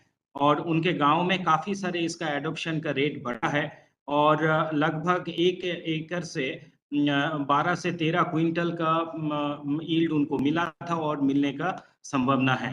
तो भाग्या जी ने ये बात कर रहे हैं जो ये इस जैसे एक इम्पॉर्टेंट एरिया, जैसे दलवाई साहब बोल रहे थे जो 7 सूत्र है, उसमें से एक सूत्र था जो प्रोडक्टिविटी प्रोडक्शन इंक्रीज करने का।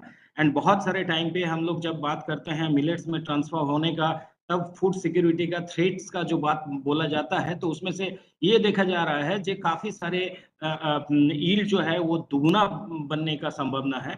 और ये जो है ये सिर्फ सीड का टेक्नोलॉजी में सुधार करके करने का है ऐसा नहीं है। उसके साथ साथ आप अगर बहुत सारे एग्रोनॉमिक प्रैक्टिसेस को अगर एडॉप्ट करोगे, जैसे ये गुली रागी का मेथड उन्होंने स्टार्ट किया है, उसमें से भी प्रोडक्शन एंड प्रोडक्टिविटी का काफी इंप्रूवमेंट हो सकता है। Thank you very much.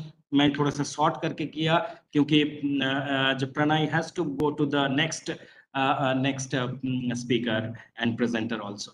Thank you very much Bhagya, thank you very much Narasimha Rao, and thank you very much हमारा जो किसान भाई अपना फील्ड से दिखाए हैं, that is very very interesting.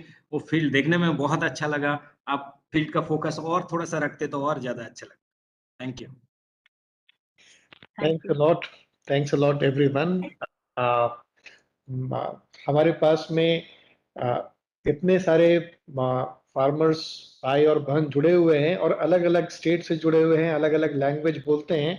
तो मैं आप सभी लोगों का थोड़ा पेशेंस चाहूँगा कि एक केस स्टडी में जितना हम लोगों ने प्लान किया था, अगर उससे थोड़ा आगे अगर हो जाता है तो उसको इंग्लिश, हिंदी और जिस भी कम से कम रीजनल लैंग्वेज में बोले जा रहे हैं तो सभी लोगों के लिए। तो with this patience requested, may I invite Mr. Rahul Raj Sahab, the collector from Kumar Afim, Asifabad, to present his district's initiatives on the millets and ICDS as aspirational districts. Rahul Raj Sahab.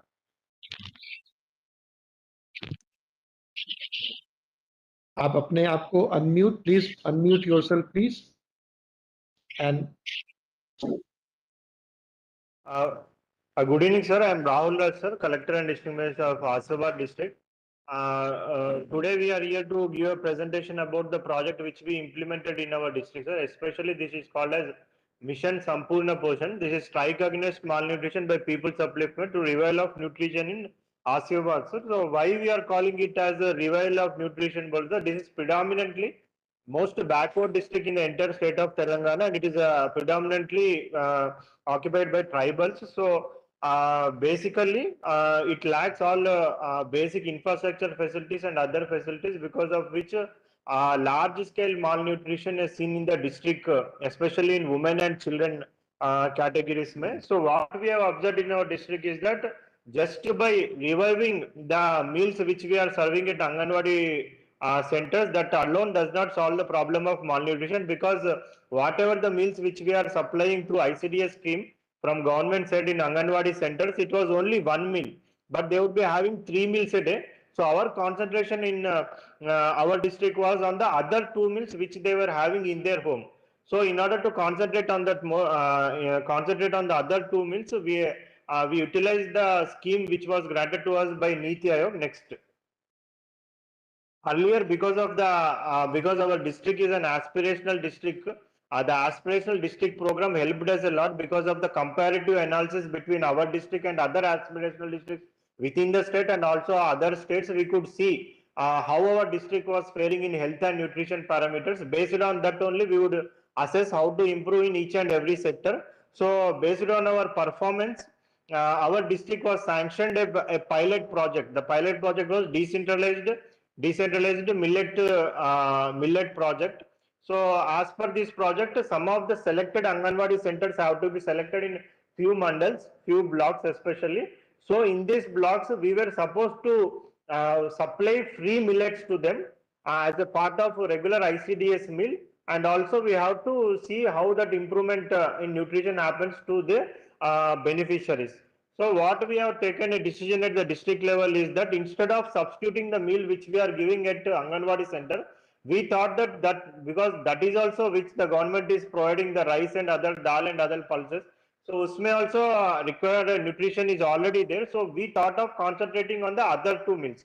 So what we thought of, instead of instead of limiting it to only few Anganwadi centers, we thought of implementing it in each and every Anganwadi center. So as a part of this, in the first phase, we have selected 15 Anganwadi centers. In these 15 Anganwadi centers, we have trained all the 15 Anganwadi teachers. We have trained them how to cook the millets, and we have also conducted awareness programs on to all the beneficiaries.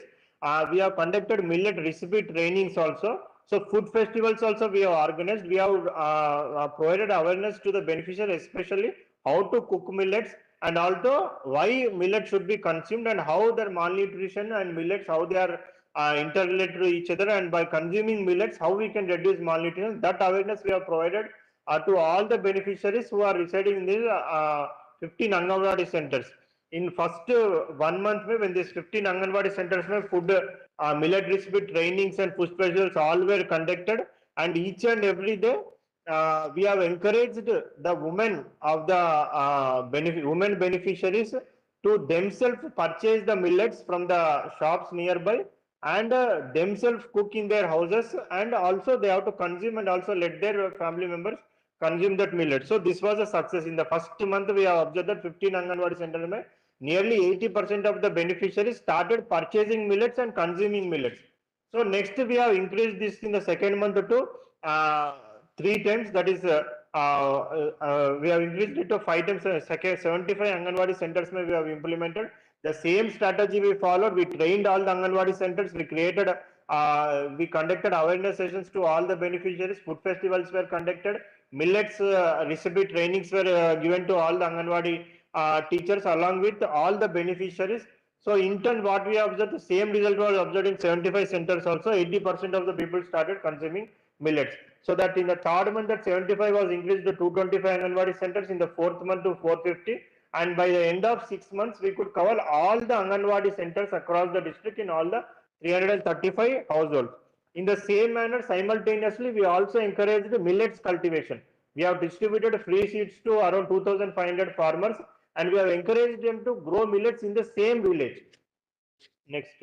So, in order to, in the basic in the first 3 months, what we have observed is that, because our idea was they should consume millets by purchasing millets instead of depending on the free meal given by the government. So, in order to sustain it, what we have seen is that when those millets are produced, when they are cultivated at the same village, they are available at a they are available at a reasonable price to the villagers. So that wise, what we have encouraged is that wherever we are implementing this scheme, the villagers have to grow millets within their house, within their village, and they have to sell it to the same villagers, so that the price, the transportation cost and all those will come down. Next. So, going month by month, we started reforming our program, and it then transformed into a village circular economic model. So, this is a self-sustainable model in which the required quantity of millets of the village are initially worked out, and the farmers of that village are encouraged to go for intercropping and mixed cropping, and in that manner, all the millet requirement of that village is being produced, that is cultivated in the same village, and it is processed in the same village, it is packaged in the same village, and it is sold to the same villages at a cheaper price. So as our idea was to encourage them to purchase and consume millets, so this village circular economic model we have developed. So for this, across all the 973 Anganwadi centers, we have identified one SHG women oriented operated Kirana shop. We named it that Mission Sampurna shop. Through this Mission Sampurna shop, whatever the millets are being produced at the village, they are being procured, processed, packaged, and sold to the same villagers at a cheaper price. Next. So to implement this, we included all sections of the society. We have conducted awareness sessions in all schools. Nutri gardens we have started in all schools, in all Anganwadi centers. We have started Nutri gardens. The importance of millets and the importance of reduction of malnutrition among women and children, that was detailedly discussed in every SHG women meeting, and all Gram Panchayat, Sarpanches, ward members, everyone will included. So with Jana Bhagdari, we could make it as a Jana Andolan. So all sections of the society were involved, and it was taken into a mission mode. So what we could achieve by this is that nearly 80% of the beneficiaries across all Anganwadi centers, they started consuming millets in the other two meals, excluding the meal which they were already having in the Anganwadi center. So through this scheme, next. So after implementing it successfully over a year, what we have observed is that the maternal mortality, which was 21 and it was more than 20 every year, it was reduced from 21 to 7 in 2021, and infant mortality also it reduced from 108 to 71, and the number of underweight children, wasted children, everything got decreased, and that malnutrition we could control in our district, and at least 30 to 40 precious life, especially women and children, because what we have observed, most of the women and children, they were infant and maternal mortality was just because of malnutrition, especially anemia, because of anemia. So all those lives also we could say save from this millets program, and this from this year we have encouraged more number of farmers and across all the villages to grow millets. We have kept a target of 10,000 acres of millet cultivation, which is more than sufficient to the requirements of our district, and we are even planning to export our millets to other parts of the state. In one way, we have become self-sustaining in millet requirement, especially millet consumption. We have changed the behavioral pattern, especially the eating pattern of all the beneficiaries. Now they are confidently, they are cooking millets, they are consuming millets, they are cultivating millets, everything they are doing in the same village, and also they are getting millets. The people who could not cultivate millets, they are purchasing the millets at a lower cost, and overall the nutritional parameters of women and children in the district has been improved a lot because of this millets program. Thanks to Niti Aayog, especially for sanctioning this decentralized program to us, which we made certain changes and which we implemented across all Anganwadi centers in the district. That's all from our side, sir. Thank you sir, thank you very much. Quickly मैं इसका Hindi summary बताता हूँ. Thank you very much Rahul Raja Sahab, collector के B Asifabad. बहुत एक अच्छा एक idea उन्होंने इस डिस्ट्रिक्ट में लागू किया, जिसमें से पहले तो बात हो रहा था जो state nutrition program, ICDS, MDM, PDS ये सब में देना चाहिए, बट उन्होंने ये भी देखा जो सिर्फ एक मील मिलेगा आंगनवाड़ी में, बट बाकी 2 मील उनको घर पे जाके बच्चे खाते हैं, तो वो 2 जो मील है उस मील को कैसे मिलेट्स में ट्रांसफर कर सकते हैं, उसके लिए डिस्ट्रिक्ट ने काम किया है. और फिर उन्होंने ये देखे हैं जो वहाँ पे कुकिंग, कंजम्पशन एंड कल्टीवेशन, ये तीनों चीज में उन्होंने काम किए. फिर उनका जो anganwadi number of anganwadi increase हुआ, लगभग ऑल आंगनबाड़ी उस डिस्ट्रिक्ट में, आसिफाबाद डिस्ट्रिक्ट में इसको अपनाया गया, और साथ में जो लोकल इकोनॉमी को जोड़ने का कोशिश हुआ, जहाँ पे इसका जो प्रोडक्शन हो रहा है उसमें प्रोसेसिंग भी वहाँ पे हो रहा है, और फिर रिटेल कराना शॉप में भी इसको मिलने का बात किया गया है. उसका एक फोटो भी था, और लोकली लोग परचेस कर सकते हैं. So wonderful initiative, and it is a very self sufficient, जैसे आपने बात किए हैं. बहुत बहुत धन्यवाद ये इस टाइप का initiative, and I know that your initiative has been acknowledged by the Niti Aayog as well, and you got the award for that, and I hope that Niti Aayog will continue to provide this kind of a support to all the aspirational district. Thank you very much for, I just wanted to make a very small Hindi summary. Sir, मैं आपका पूरा बात को नहीं कर पाया because of shortage of time, but thank you very much. Thank you. Over to you, Pranay. Thank you, Rahul Raj साहब, and thank you Sabyasachi आपको उसके हिंदी के लिए. मेरे यहाँ पर रिक्वेस्ट आ रहे हैं कि हिंदी में भी थोड़ी अगर चर्चा की जाए, तो जो हिंदी के सुनने वाले जो ग्रामीण भाई और बहन हमारे साथ में ज्वाइन किए हैं, सबकी जानकारी के लिए मैं डॉक्टर अशोक दलवई साहब का फिर से अभिनंदन करता हूं. सर अभी वापस हमारी मीटिंग में थोड़ी देर पहले ज्वाइन कर लिया है, और डॉक्टर दलवई साहब को वेरी ब्रीफली अपडेट करने के लिए, अभी आपके दूसरे मीटिंग में होने के दौरान हमने अपने मिलेट मेन स्ट्रीमिंग फ्रेमवर्क और mapping and exchange of good practices के जो वेबसाइट में सबमिशंस कैसे करने हैं उसके बारे में हमने अपने सारे पार्टिसिपेंट्स को बताया। और उसके बाद कर्नाटका से हमारे पास में गुली रागी मेथड किस तरह से मिलेट वैरायटी और स्पेसीज में इसी तरह से इंक्रीज्ड यील्ड हुई है, ऑलमोस्ट दुगनी, उसकी जानकारी हमें भाग्य लक्ष्मी जी और वहाँ पर गांव से एक कृषक भाई ने दिया। और दूसरी अभी हमारे पास में ICDS एस्पिरेशनल डिस्ट्रिक्ट में आसिफाबाद कुमारम भीम आसिफाबाद कलेक्टर साहब ने अपना प्रेजेंटेशन डिस्ट्रिक्ट लेवल के इनिशिएटिव के बारे में दिया। तो बिना वक्त जाया किए हुए मैं द थर्ड प्रेजेंटेशन जो हमारी मिलेट शक्ति कैफे की है कहानी, उसके लिए मैं अपने गांव की बहनों को और साथ में मैडम असीमा चौधरी को इनवाइट करता हूं, साथ में एक रिक्वेस्ट के साथ में कि मैडम थोड़ा सा ब्रीफ और precise please. Thank you. And जब असीमा बात करेंगी वो हिंदी में बात करेंगी, हिंदी ट्रांसलेशन के साथ ही बात कर लेना असीमा। Thank you.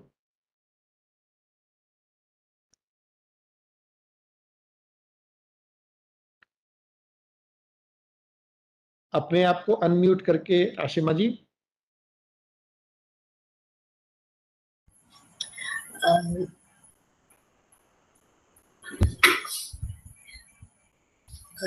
I believe the millet shakti women are ready.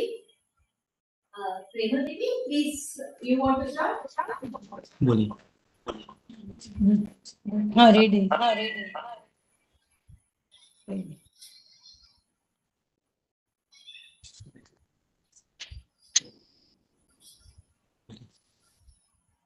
सबको नमस्ते और मेरा नाम प्रेमा दास है। हमारा हरमन का नाम, हमारा एसएजी का नाम है दिव्यज्योति एसएजी। हमारा 12 मेंबर्स हैं हम लोग, और हमारा 2009 से हमारा ये संगठन गठन हुआ था। 2011 से हम लोग आंगनवाड़ी का छोटा छोटा काम लेते थे, बट हम लोग का उस टाइम में फाइनेंस बहुत प्रॉब्लम था, तो महीना में हम लोग 400-500 पाते थे। बट हम लोग जब बैंक से लोन लिया, छोटा सा हम लोग बेकरी का यूनिट बनाए, तो उसमें से हम लोग बेकरी यूनिट किए, तो अच्छा थोड़ा थोड़ा रेस्पॉन्स हो रहा था। बट लेकिन हम लोग जिस दिन से हम लोग का ये मिलेट मिशन से कैफे हम लोग को मिला, बहुत अच्छा जगह टाउन में वो मिला है कैफे, तो वहाँ से हम लोग का ज़्यादा एडवर्टाइज हुआ।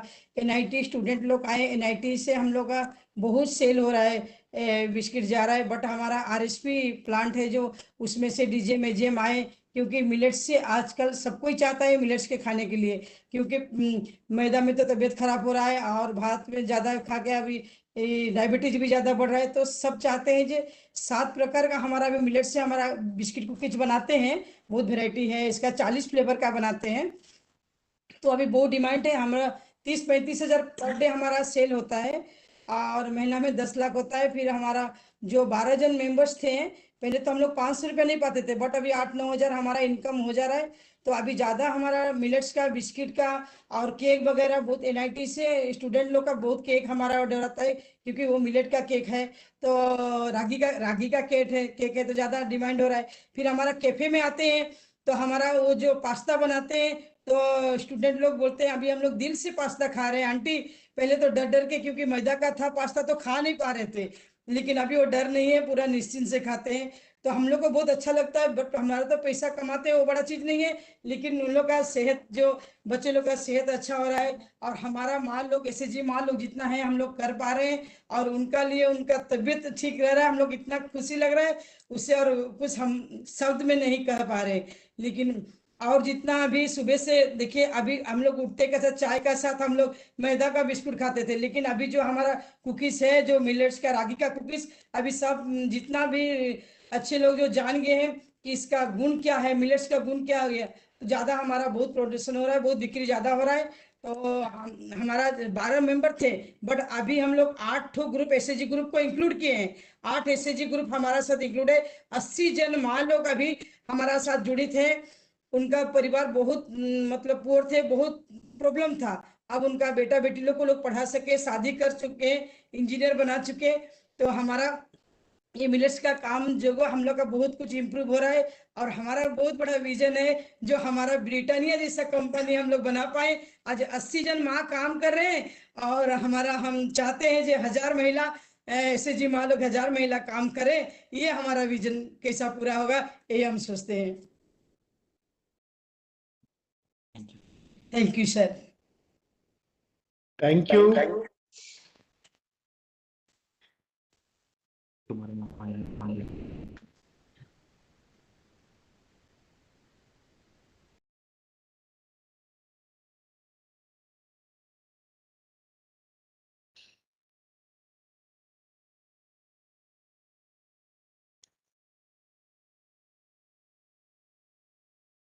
अभी कौन बोल रहे हैं असीमा जी?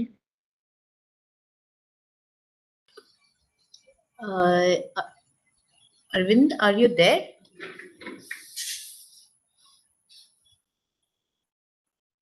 Hello.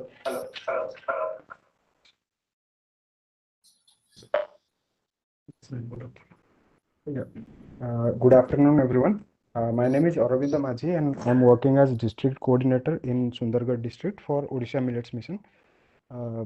So basically, the success story that was been discussed by our SHG members. Let me give you a background of what exactly Millet Shakti Cafe does. So in Sundargarh district, what we did, we started our consumption pattern through different welfare projects, like including inclusion of millets in ICDS. Then we started GP level shops, millet shops for like Millet Shakti tiffin centers. But there was a lack for urban population. So we started catering to the urban population through this Millet Shakti Cafe, wherein the urban population would get different varieties of biscuits and other snacks. So this Millet Shakti Cafe has been sanctioned by some of the funds has been sanctioned by the government, and contributed some of the amount is been contributed by the SHG. The SHGs themselves arrange the raw materials that is needed for production of their biscuits, mixtures, and other varieties. Um, till now, the SHG has conducted 11 exposure visits, including other states like Chhattisgarh and Jharkhand. And in setting up this Millet Shakti Cafe, the different the collaboration of different departments also is needed. Like the project is funded by Agriculture Department in collaboration with Mission Shakti, and the land is been provided by municipality, local municipality. Electricity department and water department also are involved in this. So through the collaboration of all these departments, the Millet Shakti Cafe is successfully running in Sundargarh district. Thank you. Thanks. Thanks a lot, Arvind ji और सभी millet शक्ति cafe की दीदियों को बहुत बहुत अभिनंदन। आप लोगों ने बहुत अच्छा काम किया है और आपने जिस तरीके के काम किए हैं और बाकी और भी डिस्ट्रिक्ट्स में जो मिलेट शक्ति के कैफे की दीदियां काम कर रही हैं उड़ीसा में, उसकी जानकारी हम लोगों को बीच बीच में मिलते रहती है और हम लोग चाहते हैं कि आपका काम और भी बढ़िया हो आने वाले दिनों में। और विद दिस अभी हम लोग मिलेट मिक्सी के बारे में ML सन्यासी राव साहब और हमारे दीदियों से ये सुनेंगे जिन्होंने मिलेट मिक्सी को किस तरह से हाउस होल्ड और लोकल कंजम्पशन के लिए इस्तेमाल किया और क्या उसमें नयापन लाया। सन्यासी राव साहब। Good evening, sir. My name is Sunny. I'm working with Wasan. And now actually traveling to Eastern Ghats region. I am at Odisha districts near Paderi.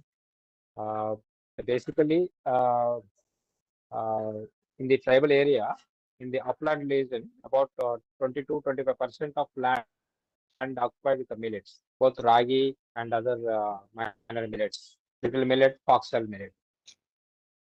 And all these millets, generally the ragi, some extent using by the community, using traditionally making into flour and then using like ambali in Telugu, ragi malt. But in case of foxtail millet and little millet, which they grow, so that one is due to lack of processing facilities, it's traveling to urban areas where there is a medium and a larger processing facilities. So that the millet processing over there, and then again coming back to the villages to with a higher prices. And the household level, what we have observed that they are unable to buy processed material in a large quantity because due to low shelf life, they need only weekly 1.5 kg or 2 kg. It's like that. But in the larger processing facilities, so they produce more, I mean, the process it more in bulk level. So the bulk material can be purchased by the traders, and then it can go as a retail market. In case of households, these are the people who actually produced, so they are unable to utilize it for their daily consumption. That is the more the fundamental question when we can put ourselves. The people who are growing it but unable to processing it for using for their household consumption. So in this context, we have invented using the commercially available mixies and then modifying it, reducing the RPM from 4,000 to 12,000. People are now into the, I mean, it's about 20 months ago only, they started using these mixes and household level to see the test it out. So the community, one woman is able to serving 25 women. Because as an entrepreneur, micro-entrepreneur, the woman can support the other neighboring households who are growing millets to increase their household level consumption, particularly millets,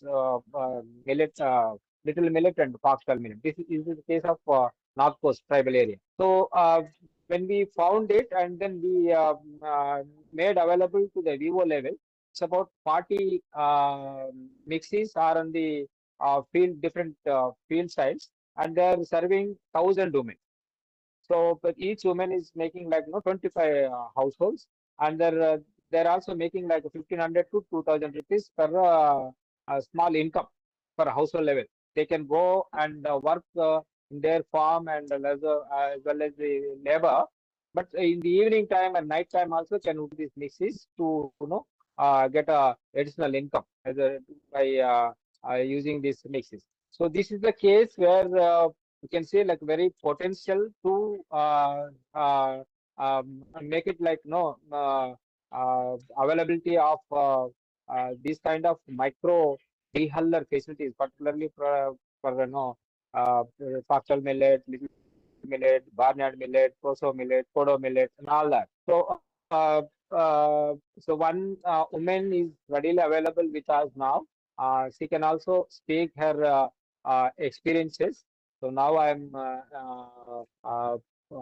request my colleague Damodar to allow to speak woman who is in the using the mixie as an enterprise.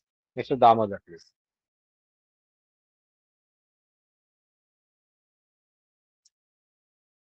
Damodar? Hello. Yeah, Damodar, are you there? Yeah, Damodar. बोलिए दामोदर जी. సుభద్రమ్మతో ఒకసారి మాట్లాడిస్తావా? మాట్లాడిస్తాను sir. సుభద్రమ్మతో మాట్లాడండి. Okay sir. మాట్లాడండి. నమస్తే sir. నమస్తే sir, నా పేరు కూడా సుభద్ర. మాది సుపురుకుట్టు గ్రామం, బేగొందూరు పంచాయతీ, పాడేరు మండలం, అల్లూరి సీతారామరాజు జిల్లా.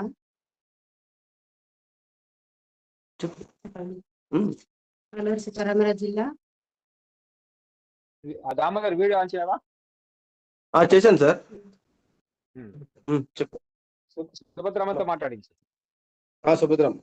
కొండపోడు భూమిలో సార్ మా ఊర్లో సుమారుగా 30 కుటుంబాలు ఉన్నాయి సార్. మా ఊర్లో కొండపోడు భూముల్లో సోళ్ళు సాములు పండిస్తాం సార్. పండించేమొచ్చి సోళ్ళు ఎండలో ఆరబెట్టి రోకలతో దంచి మిల్లుకు పట్టుకెళ్ళి పిండి ఆడిపించి అంబలి పిట్టి తోప కుమ్ములు అట్టు వేసుకొని తింటాం సార్. ఇంకా సామల్లోకి అయితే సామలు పండించిన తర్వాత మరి పూర్వం పద్ధతిలోనైతే మరి రోకలతో రోలుకి ఆరవేసి దంచుకునేవాళ్ళు సార్. ఇప్పుడు ఈ రోజుల్లో మరి మిక్సీ వచ్చి మా ఆడవాళ్ళకి ఎటువంటి ఇబ్బంది లేకుండా చక్కగా అదే ఇది వరకు ముందు పాడేరు నక్కలపుట్టు 5 కిలోమీటర్ల దూరం తీసుకెళ్ళి మరి మేము ఆడిపించుకోవడానికి పట్టుకెళ్ళి అక్కడ డబ్బులు ఇచ్చి ఆడిపించి తెచ్చుకునేవాళ్ళు సార్. కానీ ఇప్పుడు మన పద్ధతిలో ఈ మిక్సీ రావడం వల్ల వాళ్ళు పొద్దుల్లా ఉడకబెట్టి ఆరబెట్టేసి తెచ్చి మన ఇంటి దగ్గర పెడతారు సార్. మేము పొద్దుల్లా పని చేసుకొని సాయంత్రం వచ్చి వీలైనప్పుడు మధ్యాహ్నం లేకపోతే సాయంత్రం వాళ్ళకి ఆడిపించి ఇస్తాం సార్. డబ్బులు అందుబాటు ఉన్న వాళ్ళు తొందరగా అందిస్తారు, లేకపోతే కొన్ని రోజులు లేట్గా అమౌంట్ మనకి మరి డబ్బులు ఇస్తారు సార్ చేతికి. అలాగా నెలకు సుమారుగా ఒక 100 కేజీలు ఆడిపిస్తాం సార్. దానికి మనకు వాళ్ళ నుంచి వచ్చేది ఒక 1000 మరి 2000 వస్తుంది సార్ నెలకు. Hello sir. మిక్సీ అది చూపించు. మిక్సీ చూపిస్తావా? చూపిస్తా సార్. మిక్సీ చూపిస్తావా? చూడండి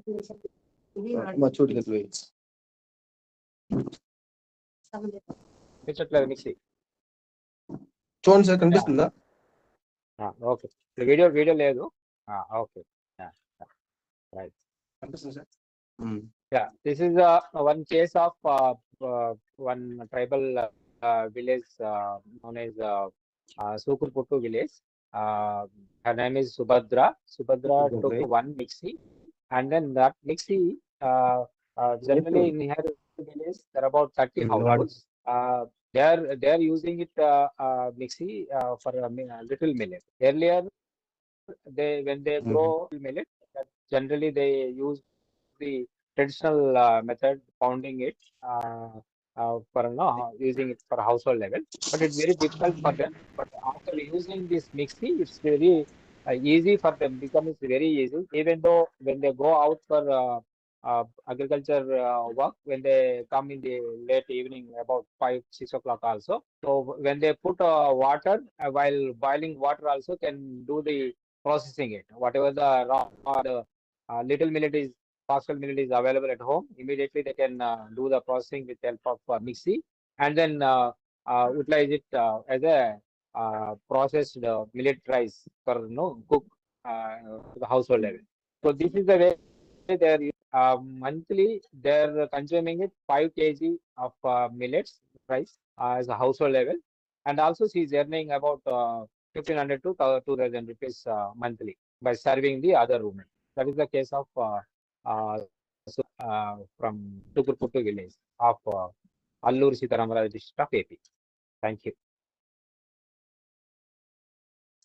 Thank you, Sunny, and thank you to the Didi who has shown us how she is using the mixie in the local setting and at the same time earning up to 1,500 to 2,000 rupees monthly over and above what she is earning from other sources. So thanks a lot. And so now we have seen 4 case stories, and now with considering the paucity of time, if we could have 10 minutes or of interactive discussion, if any members have any questions regarding the MEGP initiative, not on the policy side or not on the other things, but regarding the submission process. If you have any questions regarding those, we would be very happy to take those. And at the same time, then in the last 5 minutes, I would request once again Dr. Dalwai to have final thoughts on the event, and then finally I'll request Dr. Sabya to do the vote of thanks. Sorry, it is not going to be a special address, but it is going to be a combination of special address and vote of thanks from your end, sir. So please feel free to unmute yourself, and we will take 3 to 4, 5 questions very briefly. There are hand raise. If you look at the Ashwini Kulkarni has the raised hand. Just take that. Yes, please. And Jayaji Paikrao Sahab after Mr. Ashwini, please. Very briefly, Ashwini ji. Yeah, thank you. Can you hear me? Hello? Yeah, thanks.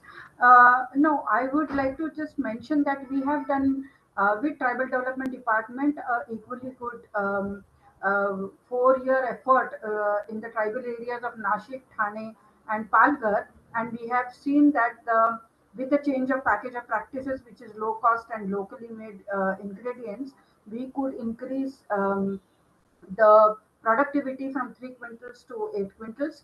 We have also introduced a recipe training for ICDS, Ashamshala and SHG women. We have done primary processing, threshing, grading and flour making. We have also trained farmers in selection and presentation of seeds. And point is that the millets, ragi millets are already grown in this area traditionally for generations. But the productivity was going low and the area under cultivation was going low, which is getting encouraged now. The point is, it is locally grown, it is locally consumed, so market is not a big problem. Farmers sell some of the produce, most of the produce is kept at home for home consumption. Some of the produce is sold is at very low prices compared to MSP. So initially when Dr. Talwai mentioned PDS, I think that is something that we need to emphasize, and if we can have some case studies that we could club together which talk about these themes, that could be very useful. Thank you. Thank you, madam. We will request Dr. Dalwai to respond to this when he will make his address. May I request please, Jayaji Saab. Yes. Good evening to everybody. Actually, I must congratulate for organizing this very beautiful and very knowledgeable program today, webinar. I have request that the presentation were very good. So I request organizers to share those presentations so that we can go through, because we will not able to take the snaps and all the things, but the presentations we will like to have. Number one. Number two is I work in Hingoli, Nanded and Parvani district of Marathwada region in Maharashtra, and particularly we are working on jawar, bajra, all these type of millets. You will surprised to know that we have 4 colors jawar over here. One is yellow, one is red, one is white. So this type of different type of jawars are there, which comes under millet. And this pilia jawari, or this yellow jawar, is very useful for diabetes patient. So we are trying to grow those varieties in our area, and most of the farmers, those they are connected with us, they are female. Basically, they are ladies, and they are producing those millets as per the organic farming method. Thank you. Thanks a lot for sharing this information. We will be sending the presentation to an RIA network secretariat, who would be further distributing to all the members, not only who are present today, but also to other members also. So do we have more contributions from our attendees? Sorry, that one thing, that format which you have asked to fill up, that format should be also shared with that presentation, please. Registration format, registration. Thank you, sir. Neelam Jorwar, please. Yes, sir. Namaste. This is Neelam Jorwar from Ahmednagar district, Maharashtra. Sir गेले last 10 year से हम लोग millet के ऊपर काम कर रहे हैं। तो मिलेट को लेके कि फर्स्ट तो अवेयरनेस, फार्मर्स, सीड्स से लेके कॉर्पोरेट से लेके कंज्यूमर तक, मतलब से वो हमारे प्लेट आ जाए, इसमें भी ये है। मैंने 10 साल पहले उसमें काम किया था। मैं राइटर हूँ, फोटोग्राफर हूँ। तो उसके बाद में शुरू करके अभी हमारी जिसमें 300 वीमेन ट्राइबल फार्मर्स है, 58 टाइप के प्रोडक्ट्स है जो हमने मिलेट से किए हैं। इसमें हमने मिलेट को लेके अवेयरनेस क्रिएट करने से, जैसे कि अलग अलग न्यूज़पेपर में आर्टिकल लिखना, मराठी का फर्स्ट बुकलेट मैंने लिखा है, और अलग अलग रेसिपीज भी हमने डेवलप किए हैं, मिलेट कुकिंग के वर्कशॉप किए, मिलेट फेस्टिवल किए हैं। सो लास्ट 10 ईयर से हम इसमें काम ही कर रहे। तो अगर मुझे इसमें पार्टिसिपेट करना है या फॉर्म भरना है तो मैं किस कैटेगरी में कर सकती हूँ? और एक कि हम सोशल मीडिया के थ्रू भी बहुत सारा अवेयरनेस इसमें क्रिएट कर रहे हैं। अभी हमारे 1500 कंज्यूमर्स है जो पूरे सिटी से है और वो ऑनलाइन सब चीज़ें मंगवाते हैं। एक स्टोरी बोल रहे तो इसमें कुछ मेजरमेंट नहीं है, तो इसके कैसे हम इसमें इनपुट कर सकते हैं? Thank you. Madam Neelam ji, आप बोलिए sir. Okay, thank you madam. सबसे वेरी ब्रीफली, आप जो मिलेट मेन्यू वाली कैटेगरी है जिसमें हम रेसिपी वाली एक ये है, तो जिसमें आप बहुत सारा इम्पैक्ट आपके पास में नहीं है या उस तरह की चीज़ें नहीं है जिसमें आप ट्रैक कर रही हैं या मॉनिटर कर रही हैं, तो वो सबसे सिंपल कैटेगरी है जहाँ पर आपने काफ़ी सारे मेन्यू के रेसिपी के बारे में काम किया है। उसके अलावा भी आपकी अपनी जो स्टोरी है, आप एज एन एंटरप्रेन्योर आप उसको सबमिट कर सकते हैं एज एन इंडिविजुअल कैटेगरी में। और हम लोग वो जो चीज़ें हैं वो नेक्स्ट लेवल पे जब हम लोग बात करेंगे तो हमने बताया था, जैसे मैडम सलोनी और मेरी फ़ोन नंबर जो है वो उस कागज़ में दी हुई है, और वेबसाइट में भी आप हमसे इस वर्कशॉप के बाद में आप भी और बाकी की कोई भी और लोग जिनको ये इस तरह के सवाल है, थोड़ी सी कंफ्यूजन है, हम लोग उनको हेल्प करेंगे किस तरह से उनके कैटेगरीज आइडेंटिफाई करने में और सबमिशन में। Thank you ma'am. Pranay, 1 minute, क्योंकि दलवाई साहब is our guide and always give a lot of help. तो भाग्य want to put one agenda with him. Bhagya, please, 30 seconds. Good evening, sir. Sir, Vasan and RLA Network is acting as a resource organization for Department of WCD in Telangana.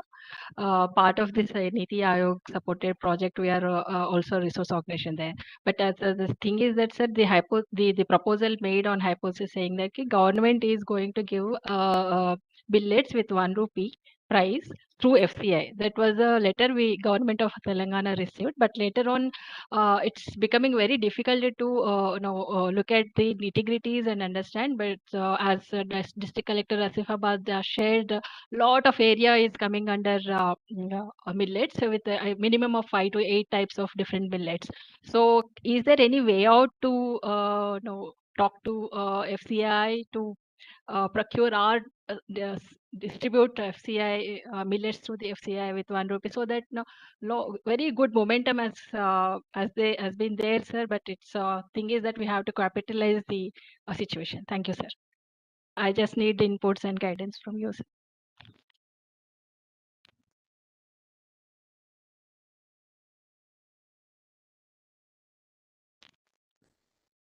Okay. I've noted down, Bhagya. I've noted down.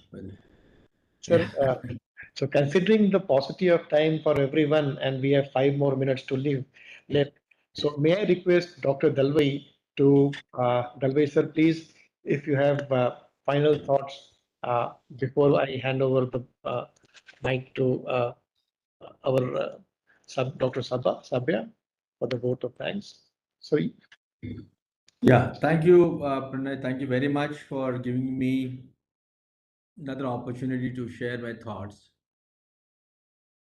I was not able to listen to all the presentations, but I did listen to some. And of course, I've been in constant touch with NGOs, particularly Vasan and RRA Network. And from my own experience, I see that whenever any new initiative is made, the credibility to that initiative is always brought by NGOs. Because they're always working in close association with the people who matter. We are seeing that happen, whether it is in natural farming or organic farming, or now in millet movement over the last 5 years. Just look here itself, the people who are participating so intensely, passionately. It is people from outside the government who are here. People from the government, it is our duty to be here, we are here. But that passion is always brought forth by people who are working as members of the civil society. Any unconventional approach, any new thought, it always has the support of the civil society, and if it has got that, it can make a momentum. I would just see those our self-help group and women's groups that we saw. उन लोगों को तो हम सबको धन्यवाद देना पड़ेगा. जैसे हमने सुना उनको, कितना पैशन से वो बोल रहे थे कि ये वो जो बच्चे हैं, उनसे कहा आंटी हमको बहुत अच्छा लग रहा है, तो उनमें स्वाभाविक वो माँ का ममता उनमें उभर कर आ गया. नहीं बहुत मुझे तो बहुत अच्छा लगा आपकी बात सुनकर. तो ये जो बहनें हैं, ये जो विमेन एम्पावरमेंट के बारे में हम हर समय बोलते रहते हैं, अगर महिलाओं को हम हमारे नया मूवमेंट में शामिल करेंगे, जरूर हमारा सक्सेस हमारा है. देखिए हमारे देश में ही जितना women's groups, self help groups चल रहा है आजकल, पर्टिकुलरली जहाँ जहाँ बहुत सक्सेसफुल है, जैसे साउथ इंडिया में तो ज़्यादा सक्सेसफुल हम जानते हैं, आंध्र प्रदेश, तेलंगाना, कर्नाटका, उड़ीसा. तो वहाँ कितना फर्क पड़ा है आजकल गांवों में, सेल्फ डिपेंडेंस, सेल्फ रिलायंस. तो जो सेल्फ हेल्प ग्रुप जितने हमारा है, अगर उनके साथ हमारा मिलेट्स मूवमेंट को हम जोड़ देंगे, ये जो प्राइमरी प्रोसेसिंग आवश्यक है, क्योंकि मिलेट्स में तो प्राइमरी प्रोसेसिंग बहुत आवश्यक है, तो मैं मानता हूं कि हमारा जो विमेन सेल्फ हेल्प ग्रुप्स है, उनके साथ ये मिलेट मूवमेंट को जोड़ना बहुत ज़रूरी है. उनको भी एक मौका मिलेगा बिजनेस करने के लिए, ये मिलेट्स खरीदने के लिए, एग्रीगेट करने के लिए, प्रोसेसिंग करने के लिए, सेल करने के लिए. इनिशियली तो हमारा आउटपुट इतना नहीं रहेगा कि बड़े बड़े लोग ही चाहिए इसके लिए. मैं मानता हूं कि हमारे जितने वुमेन सेल्फ हेल्प ग्रुप है, उनका अगर हम एक प्रोड्यूसर ऑर्गेनाइजेशन भी बना देंगे, तो ज़रूर ये जो पोस्ट हार्वेस्ट प्रोसेसिंग एग्रीगेशन की ज़रूरत है, वो सब हो पाएगा. So I would strongly urge to associate all our women self-help groups with the millets.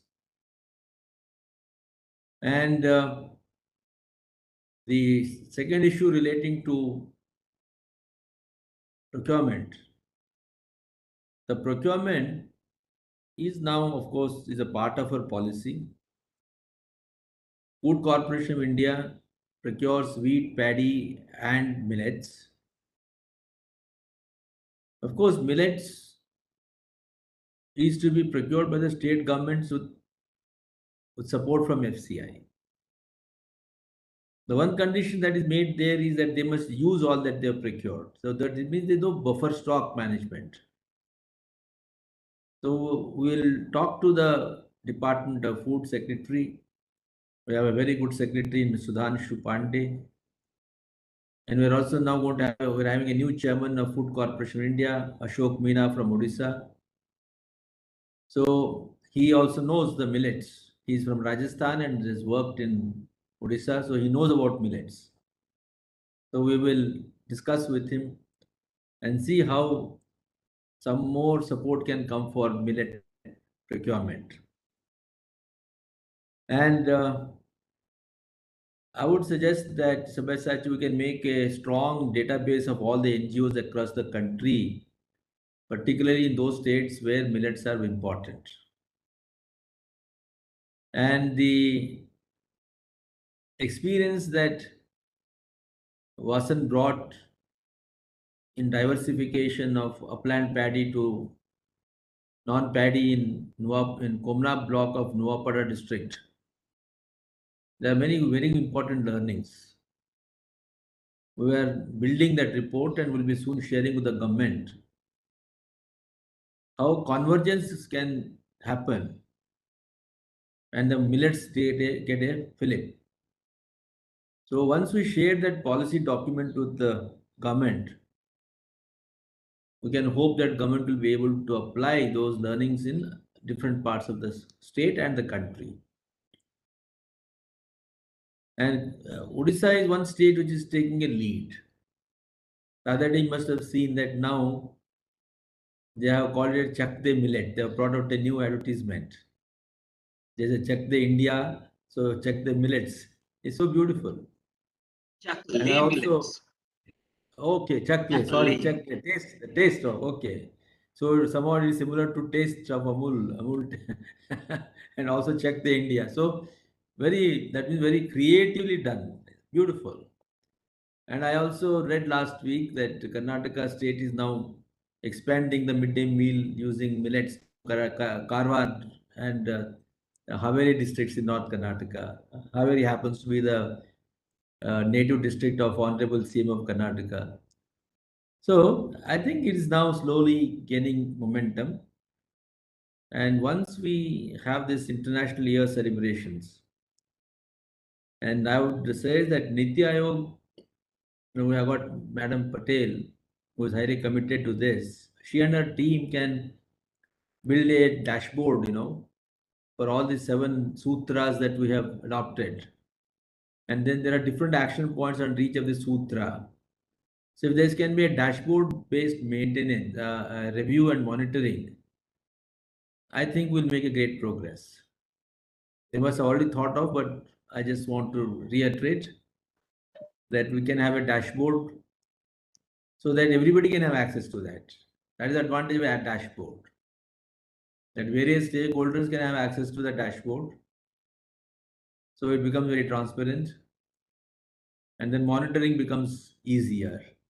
So I would request our World Food Program here, Pranoy, Madam Prajna, that if we can actually, maybe you can also support in building a good dashboard for this purpose, then I think it becomes a see-all, system where everybody can keep uploading the information and also identifying where the weaknesses are. So I can only emphasize that this is a big challenge. It is a challenge not because we cannot do it. It is a challenge because we have got great opponents in other crops. Okay. So how do we convince all of our stakeholders that इससे भी आपको पैसा मिलेगा और पैसा मिलाने उनको दिलवाने के लिए जो पॉलिसी चेंजेस चाहिए उसके लिए हमको कोशिश करना पड़ेगा. But I am convinced that climate resilient crops, that is millets, are need of the hour. As we said, because there is a climate change challenge and because we need nutrition. We need nutrition. Even the well-off sections who have lifestyle problems, like diabetes, for example, they also need it. The only issue is that if you create a demand, which we are now planning to, and we do not match that with the supply, there will be a problem. So both supply and demand have to go hand in hand. Because supply is not much, honestly speaking. It is unfortunate that even when supply is less, the prices are low. Normally supply कम है तो prices अच्छा होना चाहिए, मिलना चाहिए. Nevertheless, that is because of that means marketing weaknesses are there. We'll have to address marketing weaknesses. So we'll see, but I think we must focus on supply and demand. Both must go together so that one does not become a victim of the other.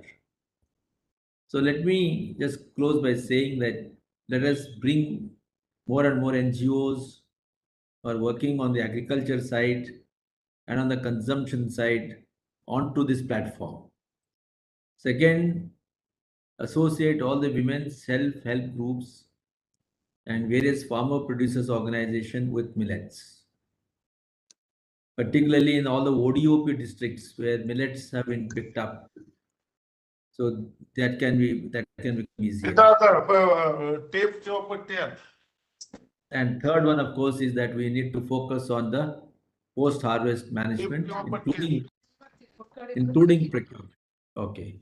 So I thank you very much, Pranay, and congratulations to everybody who has been part of the day's deliberations.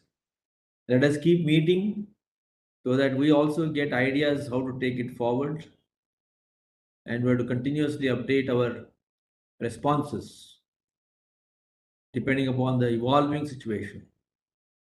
Okay, so this is what I would like to say.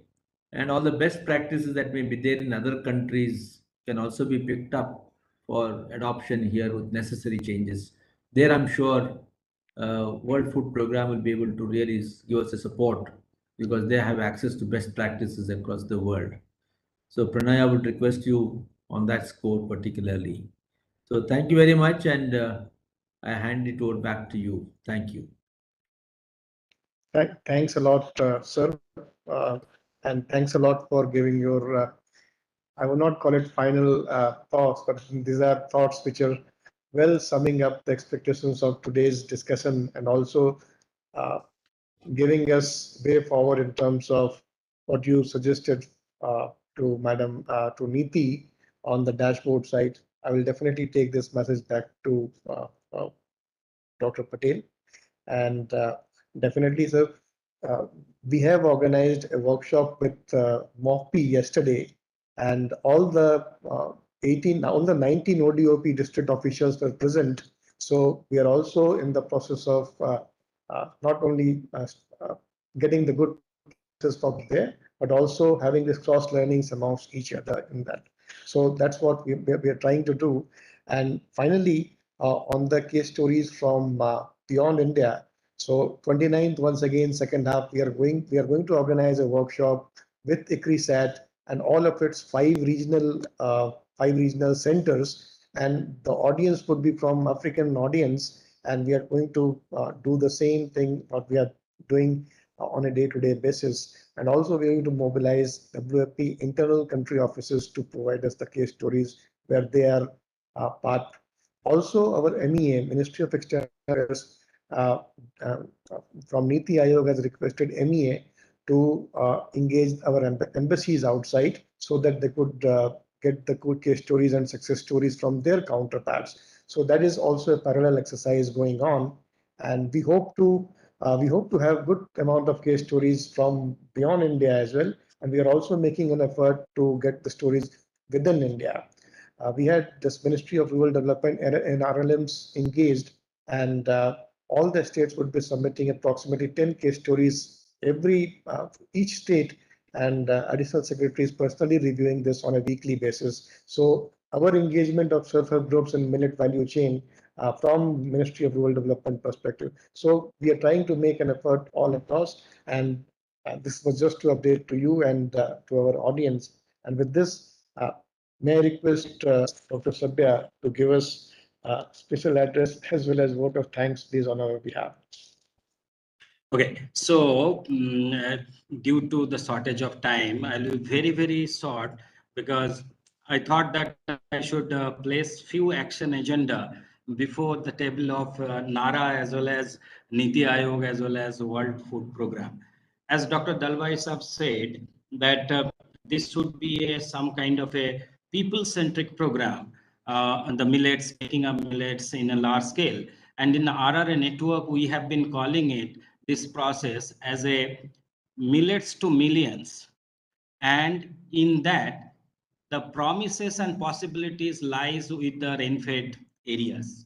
If I look at the rain-fed districts in the country, if I look at the aspirational districts in the country, if I look at the malnutrition affected districts, and if I look at the tribal districts in the country, most of it are overlapped. So therefore, what I would like to request, can we look at that the kind of a work that has been done by some of the aspirational district like Asifabad, can we take up 100 such aspirational districts under the umbrella of Niti Aayog, World Food Program and NARA, and we all from the RRA network can also participate, and Niti Aayog can take the leadership to come up with a millets program, primarily looking at production, consumption, and achieve the nutritional outcomes in the aspirational districts.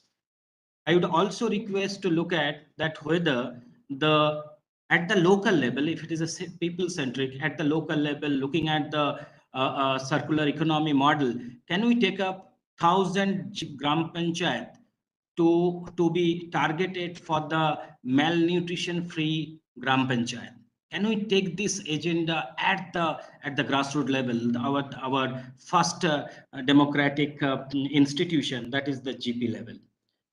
Then the most important area is to look at the reduction of drudgery and easily available of the millets. Can we promote 10,000 enterprises at the different level, from GP level to block level to district level, this kind of an enterprises, and lot of such enterprises actually participated in this program but could not speak on the because of a shortage of time. Several states has now been asking for their mission millets, whether it is Uttarakhand government, agriculture department, or Maharashtra agriculture department. They are really willing to work on a state mission program. Can we set up a system to support these states to initiate and work on the nitty-gritty and detail out how to roll out a state mission on millets? So I think these are the few areas that if we work together in coming months, so the true sense of International Year of Millets, we can celebrate in the true sense, and we can reach out millets to millions. So by doing that, as Dr. Dalwai have said, that this will help in coming out with the climate crisis, the water crisis, and this will also help in achieving the SDGs goal of no hunger, and then also the process of women empowerment through promoting millets. So while saying that, these are the few action agenda I would like to put before Dr. Dalwai Saab and the Niti Aayog and World Food Program, and will be very happy to join hands with all of you as a RRA network. And you rightly said, sir, that a lot of NGOs has been working on the millets. They're thick and thin into this agenda for over 10 years. I see that. I thank all the participants who have joined from Uttarakhand, Himachal to Rajasthan to Karnataka to Tamil Nadu, then Maharashtra, then AP Telangana, from Jharkhand and West Bengal, and I probably missed out some of the state that they have joined. They have joined in not only by saying that they have been working on the millets, but I would like to also say that many of us are actually eating millets. And I also converted my rice-based meal to the millets-based meal every day, at least one meal in millets. So I would like to thank with a lot all the RRA network partner, the like-minded network who have joined this program with a very short notice, and particularly my thanks to all the didis and all the farmer who actually shared their experiences today. I would also like to convey like to inform Pranay that from the RRA network, more than 50 entries has come up with a very short notice, at a weekdays notice. 50 entries has come up to submit their case studies under the GAP. So, I really, because of shortage of time, we could not able to give you time to speak, and even my talk was also cut down due to the shortage of time. But I wanted to put this action agenda that I have spoke, and probably with Dr. Dalwai and other colleagues in Niti Aayog, we can meet and then flash out those agenda and come out with an action plan how to roll out this agenda in the International Year on Millets. Thank you very much, and thank you for providing opportunity for RRA network members to come and join this meeting, and we will be surely joining hands with all of you. Thank you. Thank you very much. Thanks a lot, Sabir. And only one last word. I hope you are not expecting a response from Dr. Dalwai or Niti or the World Food Program on the policy actions agenda which you've thrown to us. There will be different venue of those discussions, and definitely, as you see, we have been very transparent. The kind of discussions which we had today, and all the participants, those who have contributed, we are very thankful. This was live streamed, as you have known, and not only the ones, those who have been part of this discussion, even the other individuals, those who have been on social platforms and from Africa and Asia, they have seen it live, and they will see this case stories as a point of reference, how best to visualize what kind of solutions could be submitted. So thanks a lot, and I really appreciate on behalf of the Niti Aayog, on behalf of the World Food Program, and on behalf of the NRA, I really wish to thank all the members of the RRA network and Didis, and definitely all the Krisak Bhaios. And we look forward to having your submissions. And Sabya, I look forward to having those submissions, 50 submissions, and then we could discuss more submissions in the coming days. Thanks a lot. Thanks a lot. Thank you. Thank you, everyone. Thank you. Namaskar. Namaskar. Thank you so much. Namaskar, ma. Thank you very much. Namaskar, aapko. Thank you very much. Thank you, Subhash. Thank you so much. Thanks. Thank you, sir. Thank you, sir. Thank you, sir. Thanks, Pranay. Great. Good one. Thank you, sir. Thank you. Thank you, Dr. Dr. Jayaji. Thank you very much. Nice to listen that you are active in two, 3 districts. Thank you. Bye, everybody. Bye, everybody.